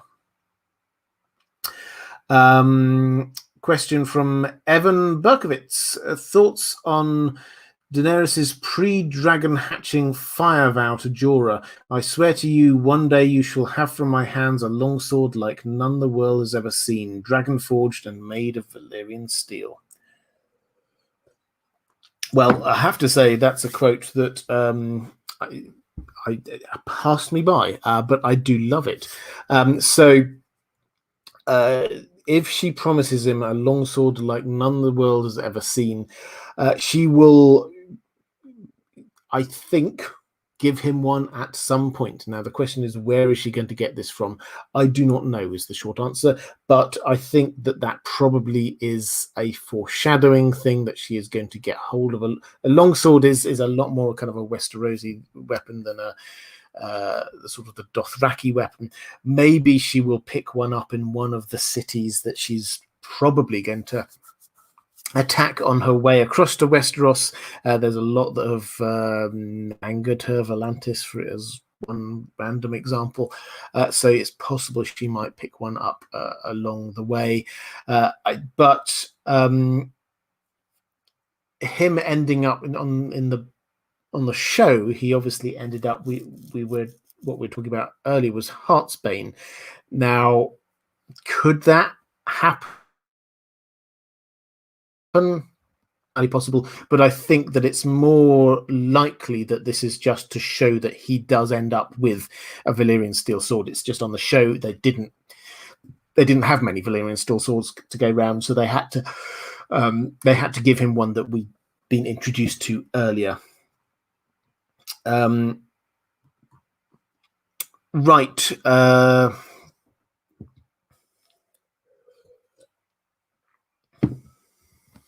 Henning J saying, hi Robert, a number of Valyrian steel swords seem to be lost without a trace. Do you think the most famous lost swords, Blackfire or Dark Sister, are gone forever, or might they somehow resurface in the last two books? And Mara Lee's connected to this is asking about if Fagon gets Blackfire during his invasion of King's Landing, who inherits Blackfire after Fagon's death? Will the sword then become the property of the Lannisters? Will Euron get it, Jon or Dany, or someone else? Okay, so Blackfire and Dark Sister. Let's start with Blackfire. And Blackfire, actually, you know what? I always forget these days, but I try and stop roughly halfway through a live stream just to say thank you to my patrons. So I'm going to do that now, and I will come back to Blackfire and Dark Sister just 1 second. Patrons, thank you. I genuinely can't do what I do, devote the time to this without your support. So thank you so much. That's why I try and give as much back as I possibly can to my patrons, framing my live streams around questions from my patrons, providing all of the audio that I produce over there on Patreon for my patrons, giving thank yous. If you're at a certain level at $10, so you get a thank you down in the description, and so on.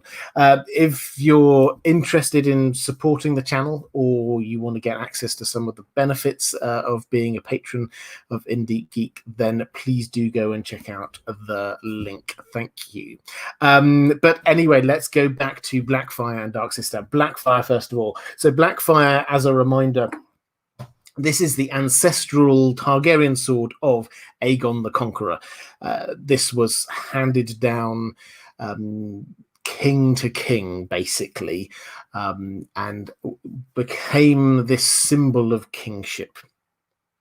So when Aegon IV gave it to Daemon, his bastard-born child, that was seen by some as an indication that Daemon should be king. And Daemon indeed took the name Blackfire because that was how important he felt it was to recognize the fact that he got that. And this is where the Blackfire rebellions come from. Daemon died in the first one, but his sword was recovered by Aegor Rivers, who was the guy who founded the Golden Company. Aegor Rivers died, but Blackfire disappeared. Who knows? Now, I have done a video on this a long time ago if you want all of the logic that leads up to this. But I think the key point is that he clearly could have done one of two things with it. Either left it for the Golden Company, who were basically, although they've turned into a sellsword company effectively now, they were basically an invasion army in waiting to go back to Westeros. So he could have left it with them, but he didn't. The Golden Company did not seem to have it, or he could have left it with somebody he trusted that he thought would have a Blackfire heir and help get them on the throne. And that seems to have been what has happened. Now, this ties in with another video I've done where I personally think that it's reasonably clear that the guy claiming to be Aegon VI, young Griff, is actually secretly a Blackfire from the female line rather than the male line. And so we suddenly have the Blackfire heir who is pretending to be a normal Targaryen, and someone somewhere has got the Blackfires presumably looking after it for him. Now, that person, I think, is Illyrio. We did get, and this actually harks back to a previous time when George R.R. Martin pre-released a few chapters and then changed them a little bit before they got published. There was a change which lots of people picked up on when Illyrio was talking to Tyrion in a Dance with Dragons chapter, and he talks about having a sword which he has to give to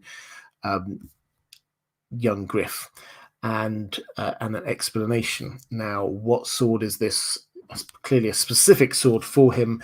The implication is that this was Blackfire. So I think that will happen. He will get Blackfire, and this is going to be one of the symbols of authority that are going to surround him. He's going to get Blackfire. I think that he will claim the Iron Throne for himself. I think that he's going to get one of the crowns, the ancient crowns of the Targaryen kings, and I think that he's going to get a Kingsguard that harks back to previous Kingsguards. All of these kind of indicators of authority are going to start to coalesce around him. So he will have Blackfire, and I think that the question, Murray, you were asking about who inherits it after he dies. I think whoever defeats him takes it. I don't think it's a matter of who inherits it. I think it's a matter of, it is a symbol of kingship, and therefore whoever defeats him, and I think in this case it's probably going to be Dany, will claim it as her own. Mod Mary saying everyone wants to know what Dark Sister's story will be, who gets her first, then next, etc., etc. Yeah, okay, let's get on to Dark Sister then. So Dark Sister was Bloodraven's sword. So this is the second of the two Targaryen swords. It started out being with Visenya, passed down again. This one not so much connected with being the king, but the sort of the trusted lieutenant. Not always, it did move around a bit, but anyway, Bloodraven ended up with it. We had confirmation, History of Westeros, wheedled out of George R.R. Martin about 2 or 3 years ago, confirmation that it went to the wall with Bloodraven. That is the last place we saw it. It is not, it would appear, at the wall.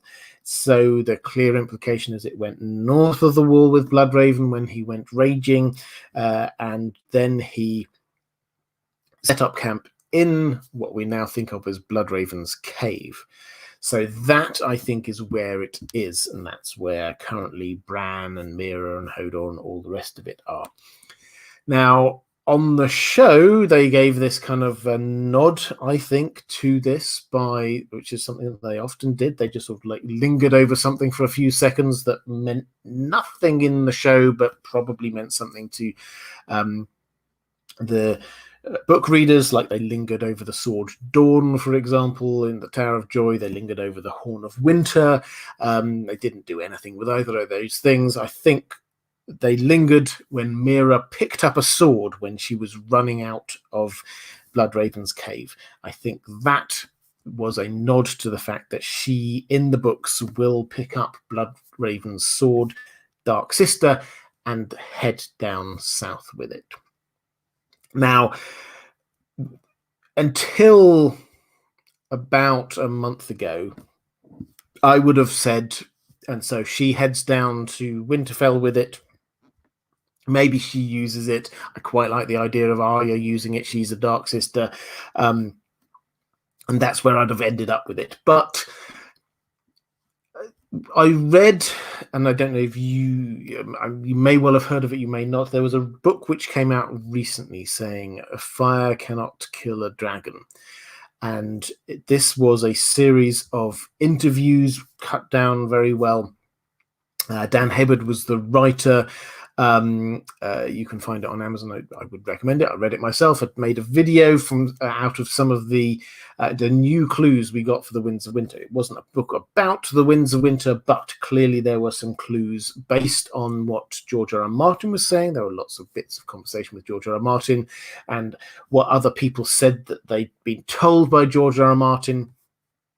One of the things that George R. R. Martin talks about in a reasonable amount of detail in that book is the Hodor moment. Now, what he says is that he liked what they did on the show with Hodor, and yes, they got that from him. Yes, it's going to be in the books, but he says it might be slightly different. And the difference, he says, is that whereas they did a very literal hold the door, if he was physically holding a door closed, it will be more like hold the door, as in you stand there and defend that doorway. Hold the pass, hold the corridor while we escape, that kind of thing. He is holding a doorway, and he is holding a doorway with a sword. Now, George R. R. Martin goes on and talking about the fact that he took a sword from the Winterfell crypts. Bran, walking into him, has been practicing, because Bran had been being taught about, because as a noble youth he was taught how to fight, and so what he would do, because he couldn't stand anymore, was he would walk into Hodor and use Hodor to be doing his practicing. The implication is that that is what is going to happen in the books, is that Bran is going to be walking into Hodor in the present, also probably doing it in the past, as we know, but to be holding the door with a sword. Now, the question is, which sword? He's got this old rusty one from the Winterfell crypts, but realistically, who is he holding the door against? It's the Whites and the others. And what use would a normal sword be against them? The sword which would be useful against them would be a Valyrian steel sword.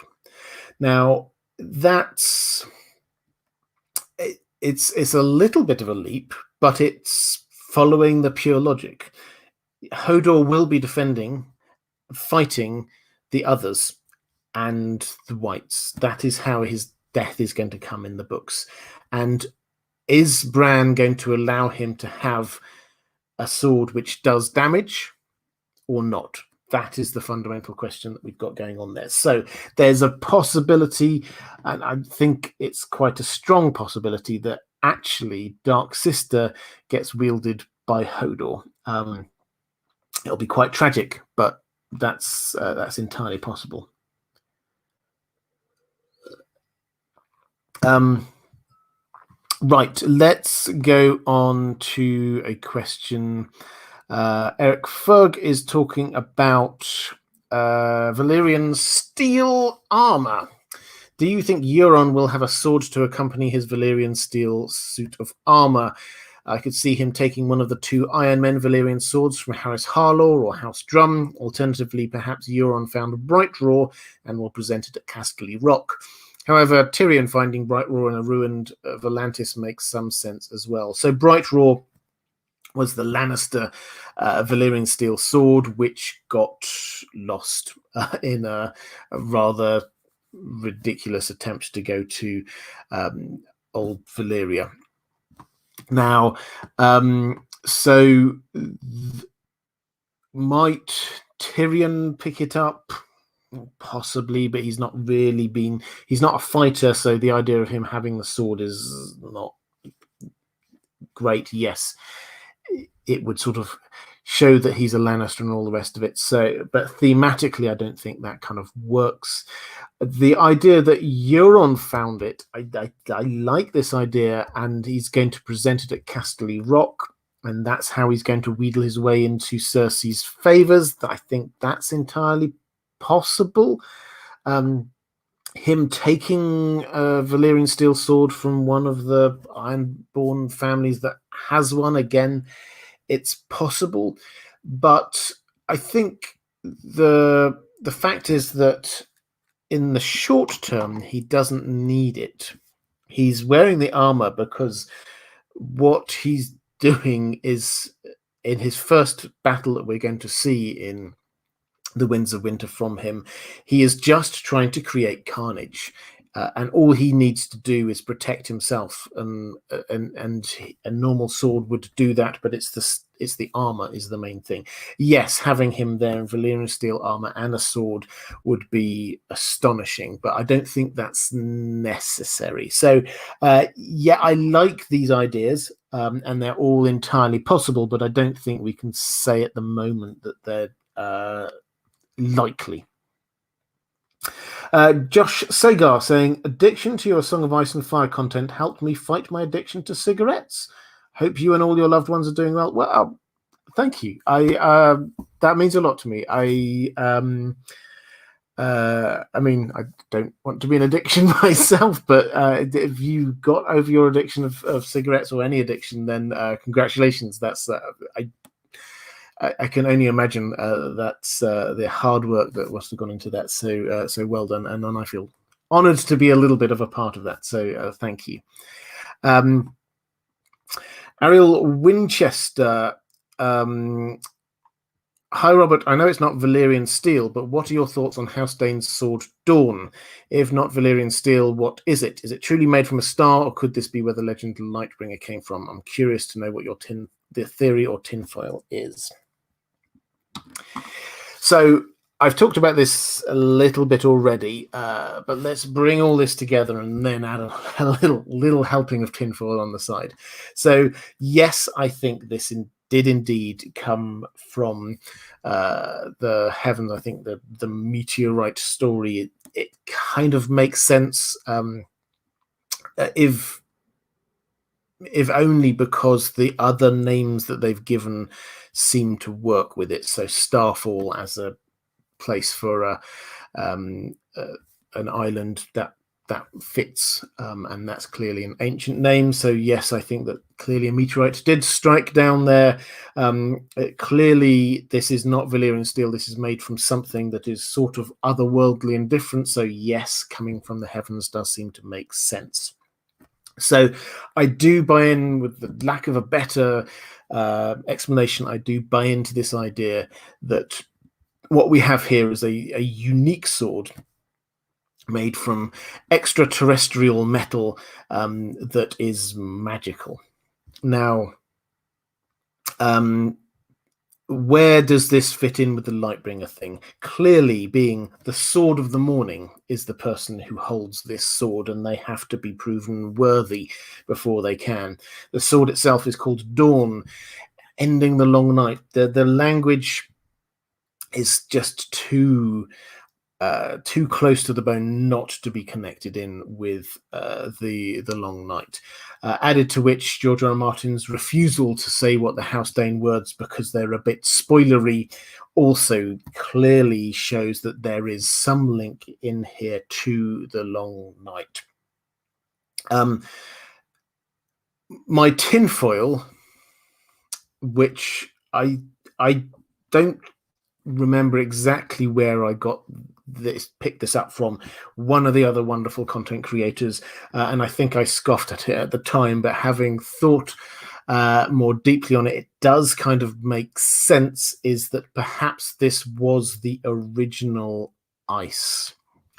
What I said earlier when I was talking about the House Stark sword ice was that sword was 400, but the name was much older, which implies that there was a House Stark sword, or a sword that was known as ice, that was connected with the Starks, that was ancient and important. And we know how much the Starks are tied in with the Long Night. So the sword does fit with it. It's called the color of milk glass, which is very much an ice kind of color. It's also a great sword, so it is the same kind of size and shape as Ice Ned Stark's sword. So it's almost as if they did have this ages ago, but then got rid of it, or it went away. I'll cover that in just one second. And then eventually decided to replace it. But because the memory of this sword, Ice, was there, and suddenly there's all these other people who had these incredibly impressive magical swords, and they thought, you know what, let's get one and call it Ice, and that can be a symbol of our Starkishness. Which leaves the loose end, quite a major loose end, of why on earth would you give up this sword if this is a hugely magical sword, if it did play a role central to ending the Long Night. Why on earth would you get rid of it? What on earth could drive you to that? And this comes back to something that is a working theory that I've had for a while, that I don't, at some point I'm going to pull it all together, but it's a sort of the theory of the islands, which is that the important places in Westeros, the ancient important places that you want to protect and things that you want to protect, are on islands. Specifically, things you want to protect in relation to the Long Night. So you get the hub of the Weirwood network is on the Isle of Faces. You get the Dragonglass mine is on the island of Dragonstone. And what do you do with the sword that is the key to killing the others or just ending the Long Night? You put that on an island, the island of Starfall, perhaps. The other interesting island we have also connected in with Bran the Builder, of course, is Battle Isle, where the High Tower is built. So for me, it's too much to be coincidence for these ancient things linked in with the Long Night, and the fight against the others are on islands. And when we connect this in with this idea that the others perhaps can't cross this big expanses of water, which is why the wall ends at the water, then you go, maybe this then was the plan. We distribute across Westeros on islands in some way, or we ensure that all of the things we need for doing this again are on islands, and they're ready to go. It's a long, complicated theory that I haven't fully worked out yet, but that, if you want some tinfoil on Lightbringer, is what on Dawn is what it is. Dawn is Lightbringer, and Lightbringer was held by the Starks, called Ice, but it was passed down to an island to be held by House Dane, and that perhaps is a key to what their house words are. Something like, we're holding Lightbringer until it's needed again, or something slightly pithier and more exciting. So there is a sort of a bit of tinfoil for you. Feel free to work that up into something that actually works. So that's, I think, most of the questions about Valyrian steel swords. I've got quite a few more tangential questions from my patrons, though. Lots of people guessing what the house words might be. I like the one saying, "Hello, we hold Lightbringer." That would be great house words. Jasmine Johnson saying, "Since it's believed the Faceless Men did the Doom, do you think some grabbed some Valyrian steel on their way out?" It's possible. So the Valyrian, the Faceless Men, probably the way that the Doom of Valyria was done was by killing the fire mages who were keeping the 14 flames, the volcanoes, from exploding. They got rid of them, and then the volcanoes all exploded because they'd been pent up for so long, and suddenly they all exploded at the same time. That seems to be what it is. What happened? The Faceless Men did it probably because they were paid to do it, not to go in and sort of because they wanted to grab stuff from there. I am of the theory that the people who paid for it probably were the maesters, and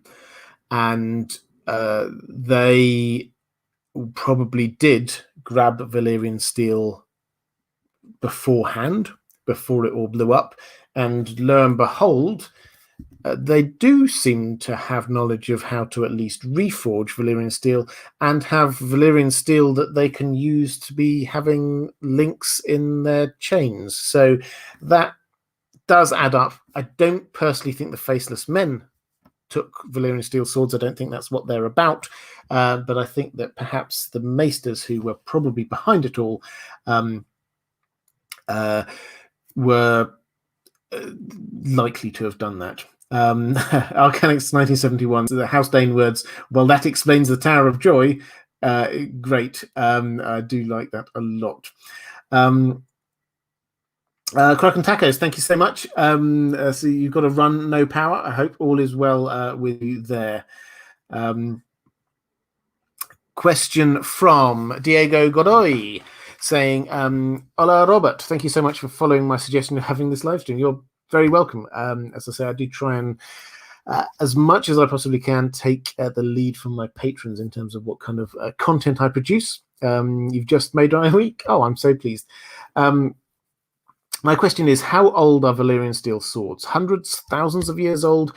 If they were forged after the Long Night, would this mean that the only sword that we know of in the story that could be the mythical Lightbringer is Dawn of House Dane?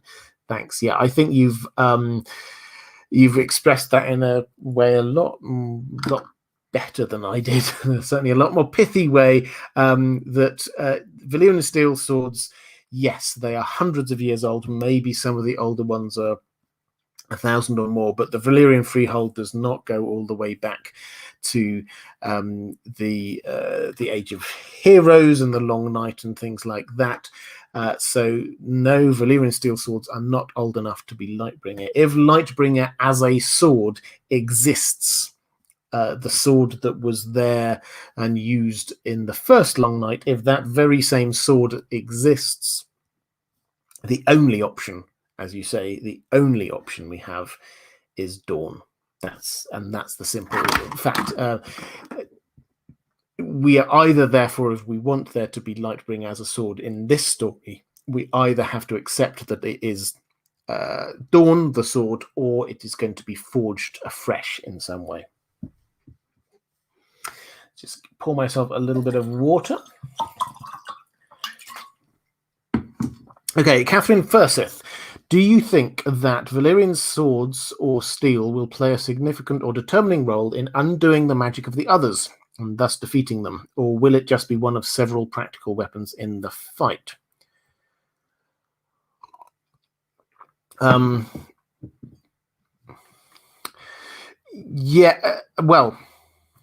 this is a very good question. My pause was simply because I was just looking at the chat. The Valyrian...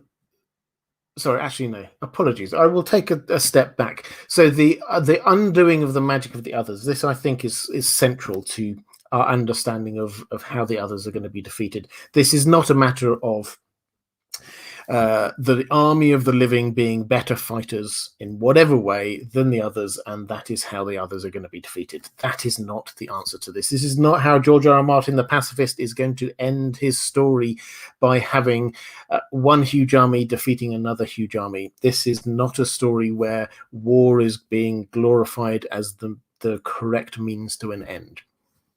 There is another way. And the other way is going to be something to do with the undoing of the magic that created the others in the first place. That seems to me to be pretty central to our understanding of what is happening. And it captures the heart, I think, of what they were trying to do on the show. I don't think they explained it very well or showed it very well, but I think what they were trying to show was that the others were created by dragonglass in the heart in front of a weirwood tree, and they were uncreated by Valyrian steel in the heart in front of a weirwood tree, and that was therefore undoing the magic spell that created them to start with. And I think that although the mechanism will not be the same, the fact that you have to undo the magic somehow is going to be the key to this. Now, I don't think that will involve Valyrian steel. For the reasons that we've been going on, is that Valyrian steel is not. It wasn't around at the time. I think it is important now because it is a magical sword that also possibly has dragonglass within it, and I think that is what is giving it the power to be affecting the others and the whites. So the Valyrian steel swords are most likely to be just used in the battle, but that doesn't mean that they're unimportant. It just means that they are there to be buying the time in order to understand actually how we do the undoing of the magic. Stark in Winterfell says, "Hi Robert, do you think that the few missing Valyrian steel swords floating around, Bright Roar, Lamentation, Orphan Maker, will have any significance? I'm listening to Fire and Blood again and was struck by the swords that disappeared during this time." Yeah, I listened to Fire and Blood just before I started listening to Game of Thrones again, and yes, there were a lot of Valyrian steel swords that just disappeared. I suspect we might see one or two of them reappear. But George R. R. Martin won't want to overdo this, I think. I don't think he will want to have suddenly all these things that have disappeared suddenly reappear chapter after chapter after chapter. Here's another one, here's another. And we're definitely going to get Blackfire, I think. We're definitely going to get Dark Sister, I think. So maybe one more is what I'm trying to say. I think that some of them have just gone. Maybe we will find one more that appears out of somewhere, but I don't think we're just going to see this. Lots of them all suddenly appear. Realistically, a lot of the ones that disappeared will have been taken off and melted down and sold and all the rest of it, and that I think probably is the last we will see of them. Question from Mara Lee: do you see any of the named swords fighting Euron? Yeah, well, this is my tinfoily hope, one of my tinfoily hopes for not the Winds of Winter, but A Dream of Spring, is that we get a dragon battle above the God's Eye Lake, the kind of thing that we saw in the Fire and Blood, in the Dance of the Dragons, when we had this fantastic Aemond One-Eye fight against Daemon Targaryen, 2 dragons, and then you get somebody leaping from one dragon to the other. It's astonishing when you reread it, and I think that is exactly the kind of thing that I would love to see. And Aemond One-Eye obviously makes us think of Euron, because he also has one eye. So that's what I hope. I hope that what we will get is Jon fighting Euron on dragons over the God's Eye Lake. it's way too early to be saying that there's a clear path to take us there. In the books, it's hard enough mapping out exactly what's going to happen in the Winds of Winter, let alone in A Dream of Spring. But there is definitely foreshadowing for that kind of thing if you're looking for it. And yes, I could certainly see that being where Euron makes his kind of final stand in Harrenhal. Bonds says, "Hi Robert, more of a sword question than a Valyrian steel question. The most magical sword we see in the books is Lightbringer, the one that Stannis carries. According to Maester Aemon, this is a false sword and not the real Lightbringer. What is this sword, and why does it glow the way it does? If it is a glamour by Mel, she knows it therefore is false, and the faith she has in Stannis is hollow." Okay, so you'll remember the scene when Melisandre, right early on Clash of Kings, Melisandre proclaims Stannis as being Azor Ahai reborn, and he draws the sword out from the fire, and it's a fiery sword. Behold, Lightbringer. Now, he carries that sword around from then on, and occasionally we see it. He pulls it out and got all the fire. Wow, this is Lightbringer. Now, Maester Aemon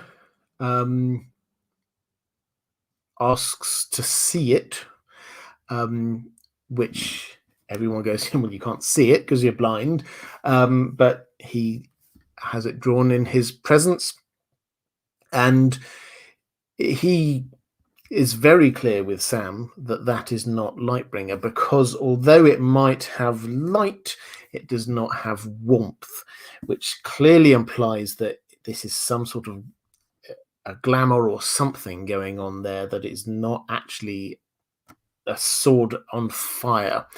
This is just a sword that looks like it's on fire.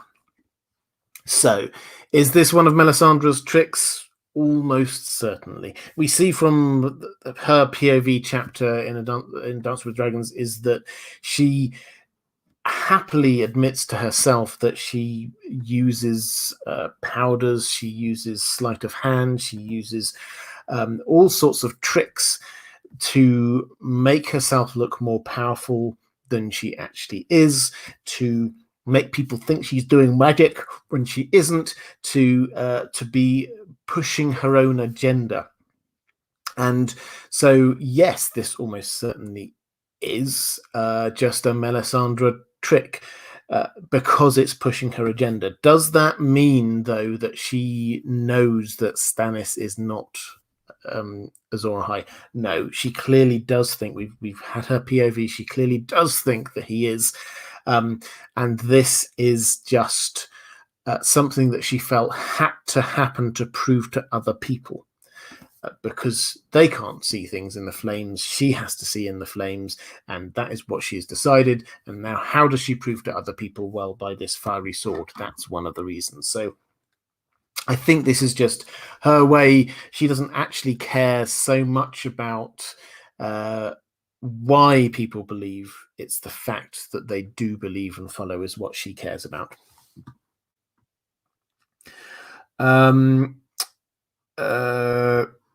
Andrew K saying, too long for the YouTube character limit for me to repost, but if possible, please scroll up to find Paladin Pony T's sword clashing question. I will have a quick look to see if I can find it. I guess this one is it, saying, we know that Valyrian steel swords make a sound when they hit else other half a song and half a scream. So what kind of sound do you think they'll make after hitting an other's sword?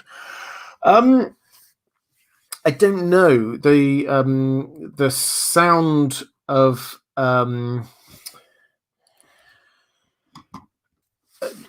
swords clashing in the prologue of A Game of Thrones is one of the things that really stood out for me. Will hated the sound of the swords clashing one against the other, and that was the other's sword, which is some kind of ice sword, and normal, if very nice, sword that steel sword that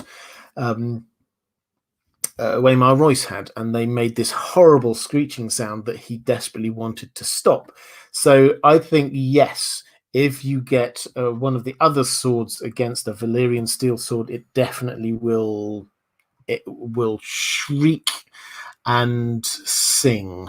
And I think that is what we're going to be. There'll probably be sparks and all kinds of things. I don't know. We'll have to. We'll have to wait and see, I guess. But yeah, it will be noisy. Lady Pushkins, a little off topic, but I've been wondering whether there will be a dragonglass in a man's heart by the Children of the Forest moment in the book, or do you think we'll find out something like this has happened to Euron? No, I don't think that's happened to Euron. I think that Euron has become what he's become, what he started out being, very Euron-y. And the excessive use of the Shade of the Evening potion has sent him even crazier and wilder than before. I think that's what we'll see.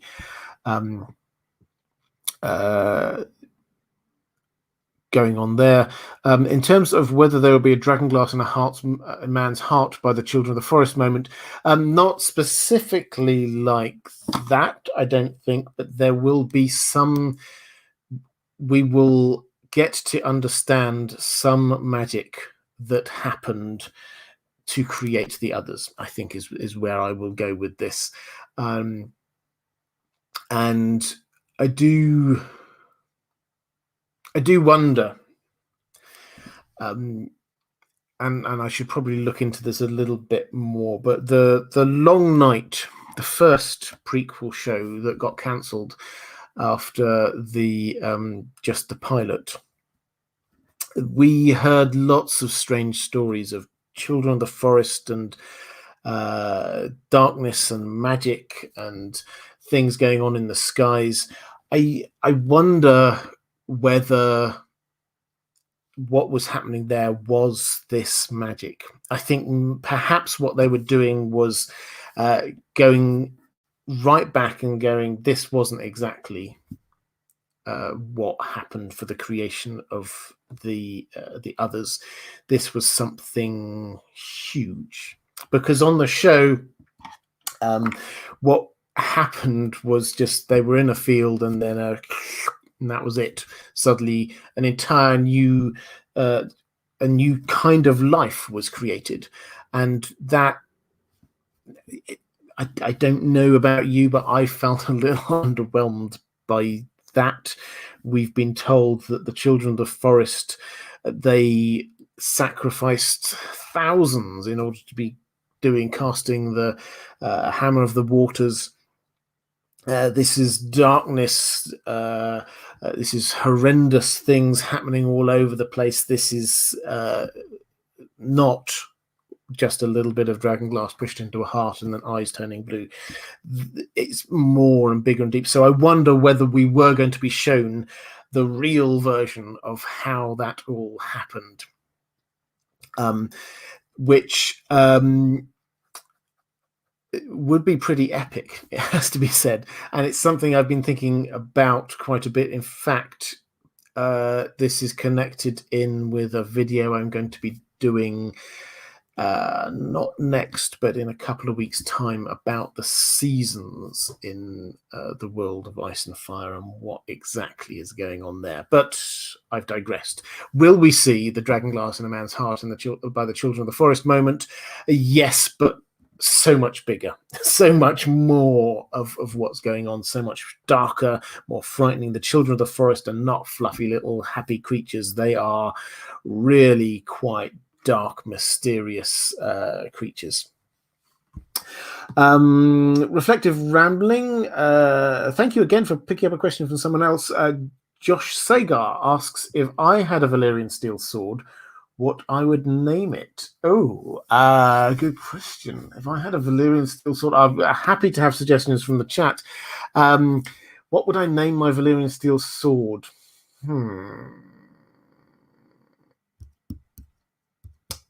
That is a very tough. I'm going to, rather than try and come up with something off the top of my head, I'm going to answer that one on Twitter. So please do go and check that one out, and I will also answer it this time next week. Because it's got to be a good name, hasn't it? It's got to be something quite impressive. I can't think of anything off the top of my head, but I would love to. John H suggests In Deep Steel. Yeah, perhaps perhaps that would be good. Let's go to a question from. Thank you for the question there. I will answer that one, as I say, next week, and also on Twitter before that. I'm down to my last 4 questions from my patrons now. So if you want to drop some more questions into the chat, that would be great, and I'll try and pick up as many of them as I go. Alana Prestain of Bravos, more of a comment. My daughter, and therefore I, are watching a new Netflix show called Blood of Zeus. Not heard of it, but I hope it's good. I was interested in the fact that Zeus is represented by blue roses, the origin of the sword used by Zeus's son Hedon, and it led me to consider some of the parallels between the mythology surrounding Zeus, Game of Thrones, and Lord of the Rings, especially in its ongoing violence and treachery. I also thought about how what was once a religion is now mythology, and how Christianity could somehow be considered mythology in the future, or turned into something different, as in Dune. Yeah, there's a lot in there. In terms of mythology, that's definitely something that Tolkien dug deep into when creating Middle Earth and all the rest of it. He was trying to create a mythology, and so that was definitely, he was understanding what the rhythms of mythology were, as well as taking a lot of inspiration from various different types of, particularly Norse mythology for him. In terms of the religions which turn into myths, that I definitely think is the kind of thing that George R.R. Martin plays with. He talks about a lot. He talks about the Age of Heroes and the stories we have there, and he repeatedly says this is like the stories we get in Genesis or something like that, Noah and things like that. Is that the way he would see it is that we shouldn't take them literally, but we should clearly, something happened, and that there's something that these were based on, but we shouldn't take these as absolute. Every letter is entirely right, and he wants us. That's what he wants us to understand about these Age of Hero stories, including the stories of Azor Ahai, the last hero, and things like that. They are not to be taken as literal truth. These are handed down generation to generation through an oral tradition, which means that they are not going to be a literal truth by the time they get to us. Kelly Johnson, Night's Watch records mentioned Dragonsteel long before Valyrian Steel. So Dragonsteel is something that Sam picks up a reference to in the Castle Black Library, and he agrees with John that probably means Valyrian steel. So they think, Sam certainly thinks, that they're the same thing rather than predating them. Maester Mansa saying, it is my understanding that the dragons came around quite a bit later than the others. Certainly the Valyrians did. Why is there such a connection between the Valyrian steel and the others? For that matter, why do you think that dragonglass is named that way if there were no dragons back in those days? Finally, you have alluded to dragonglass and the Valyrian steel being sort of opposite in the past. This may have been a show-only thing, but either way, could you elaborate? I always assumed that dragonglass was used to forge Valyrian steel, which wouldn't really make it opposite. I think, and I'm scratching my brain at the moment to try and see if there's any other way I've said that they are opposite. I think the time when I was talking about them being opposite was trying to explain the show logic of how putting Valyrian steel into the heart of the Night King undid the magic. That I think is show logic, not book logic. So I don't think that in the books they are opposites. As I say, I tend to your view that if anything, Dragonglass may well be used within the creation of them, so that it is a part of it rather than an opposite. In terms of dragons, George R. R. Martin has said that dragons did used to be everywhere, yes, including Westeros, and so that is way back in time. But that predates the Valyrians.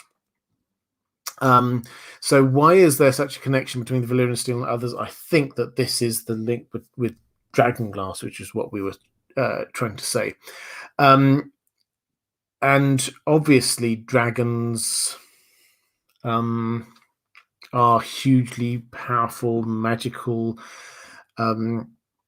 creatures who are thematically opposite to the others. They are fire and ice, ice and fire. These two extremes, hugely dangerous, magical phenomena, creatures who could just both destroy the planet. Left to their own devices, they could. So that is the big theme that we've got going on here, is the opposites of the others and dragons. The Stark in Winterfell saying, also not a sword question really, but do you think we're supposed to be making any associations between Book 5, A Dance with Dragons, and the Targaryen Civil War, The Dance of the Dragons? Is it just that alliteration is fun? And that these are so similarly named, or is there something to be gained, like the introduction of Fagon? Yeah, I think that there are various levels of answer to this. A Dance with Dragons, the book, does introduce this character of Fagon, and it therefore does introduce this idea of suddenly this isn't just there's one Targaryen who's going to come and claim the throne, to actually there are rival claimants to it, which George R. R. Martin is deliberately trying to make us think about Targaryen civil wars. So that is there. There is also clearly, this is the time when people are fighting over dragons. And we certainly get Quentin Martell trying to claim a dragon. We certainly get Victarion and Euron are both trying to claim dragons. We get lots of people trying to claim dragons, so dragons are now central to it. I think it's probably fair to say that structurally George R. R. Martin's original idea was for the book that would be called Dance with Dragons to be sort of slightly shifted further back in the timeline. He had to create an extra book because the story was so wide around the time of the Dance with Dragons, Feast for Crows. That's why he had to create two books that were running parallel one to another. And so what he had in the Dance with Dragons, probably he would ideally have extended out into a degree of what we're going to be getting in the Winds of Winter, if that makes sense. But yes, the overall point is that we're supposed to be thinking here that there is not just one Targaryen who with dragons who is going to conquer and take over everything. This is not just a rerun of Aegon's conquest. This is competing Targaryen claims to the throne and competing dragons as well, which is something we've not really seen yet, but we will start to see as the story gets towards an end. And final question, so if you've got any more questions, now is the time to drop them in the chat. Final question from my patrons, Mara Lee. This is just, I'm using this one to wrap these things up in case I didn't pick up anything before, asking who will finally wield the following swords when all is said and done at the end of the book series. Blackfire.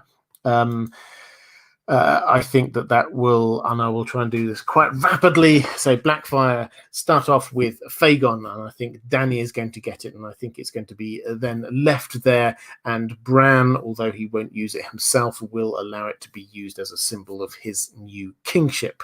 Dark Sister either gets picked up and taken by Mira and then used by her or Arya, or it is used, as I suggested earlier, by Hodor in holding the door. The cat's paw dagger, I think it probably will end up with Arya. It will be brought up to the north by Littlefinger, who has kept hold of it, and I think that it will be taken from him and used on him.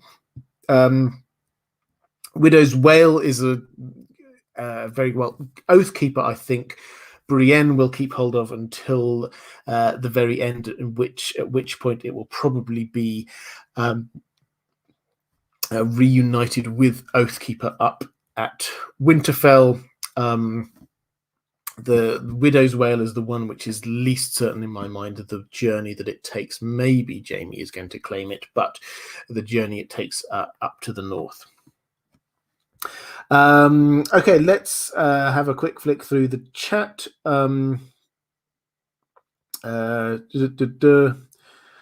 Reflective Rambling saying, forgive the crossover, but was randomly hit by the thought that I'm not sure if I'm in awe or terrified of the thought of what could be crafted if Fëanor had access to Valyrian steel. That is quite a crossover. Fëanor is a Lord of the Rings world. He was a character, one of the elves back in the Silmarillion. In fact, he was the person who created the 3 Silmarils, the finest, most astonishing bits of jewelry the world had ever seen, that captured the light for... Apologies, Lord of the Rings fans, for summarizing that in quite a pithy way, but that's basically what he did, and this was the cause of huge amounts of things going on in the Silmarillion. If he had Valyrian steel, yeah, he could probably have created a super army. John H. saying, if Tyrion is not flying a dragon by the end of the series, I will picture Hissy. I don't think he will.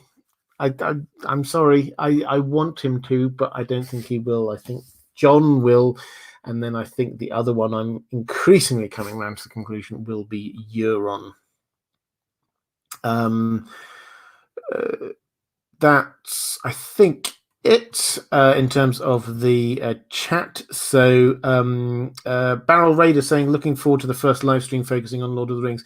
Yeah, I will at some point. I will shift across and do some Lord of the Rings ones in their entirety.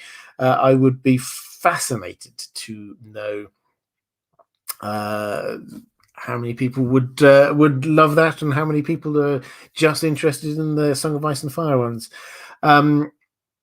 Kelly Johnson saying, great Empire of the Dawn, pre-Valyrian Dragon Lords at Old Town. They may well have gone there. Yeah, that's entirely possible.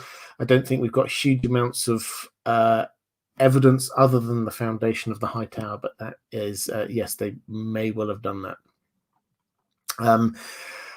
Okay, I think with that, I'm going to end this.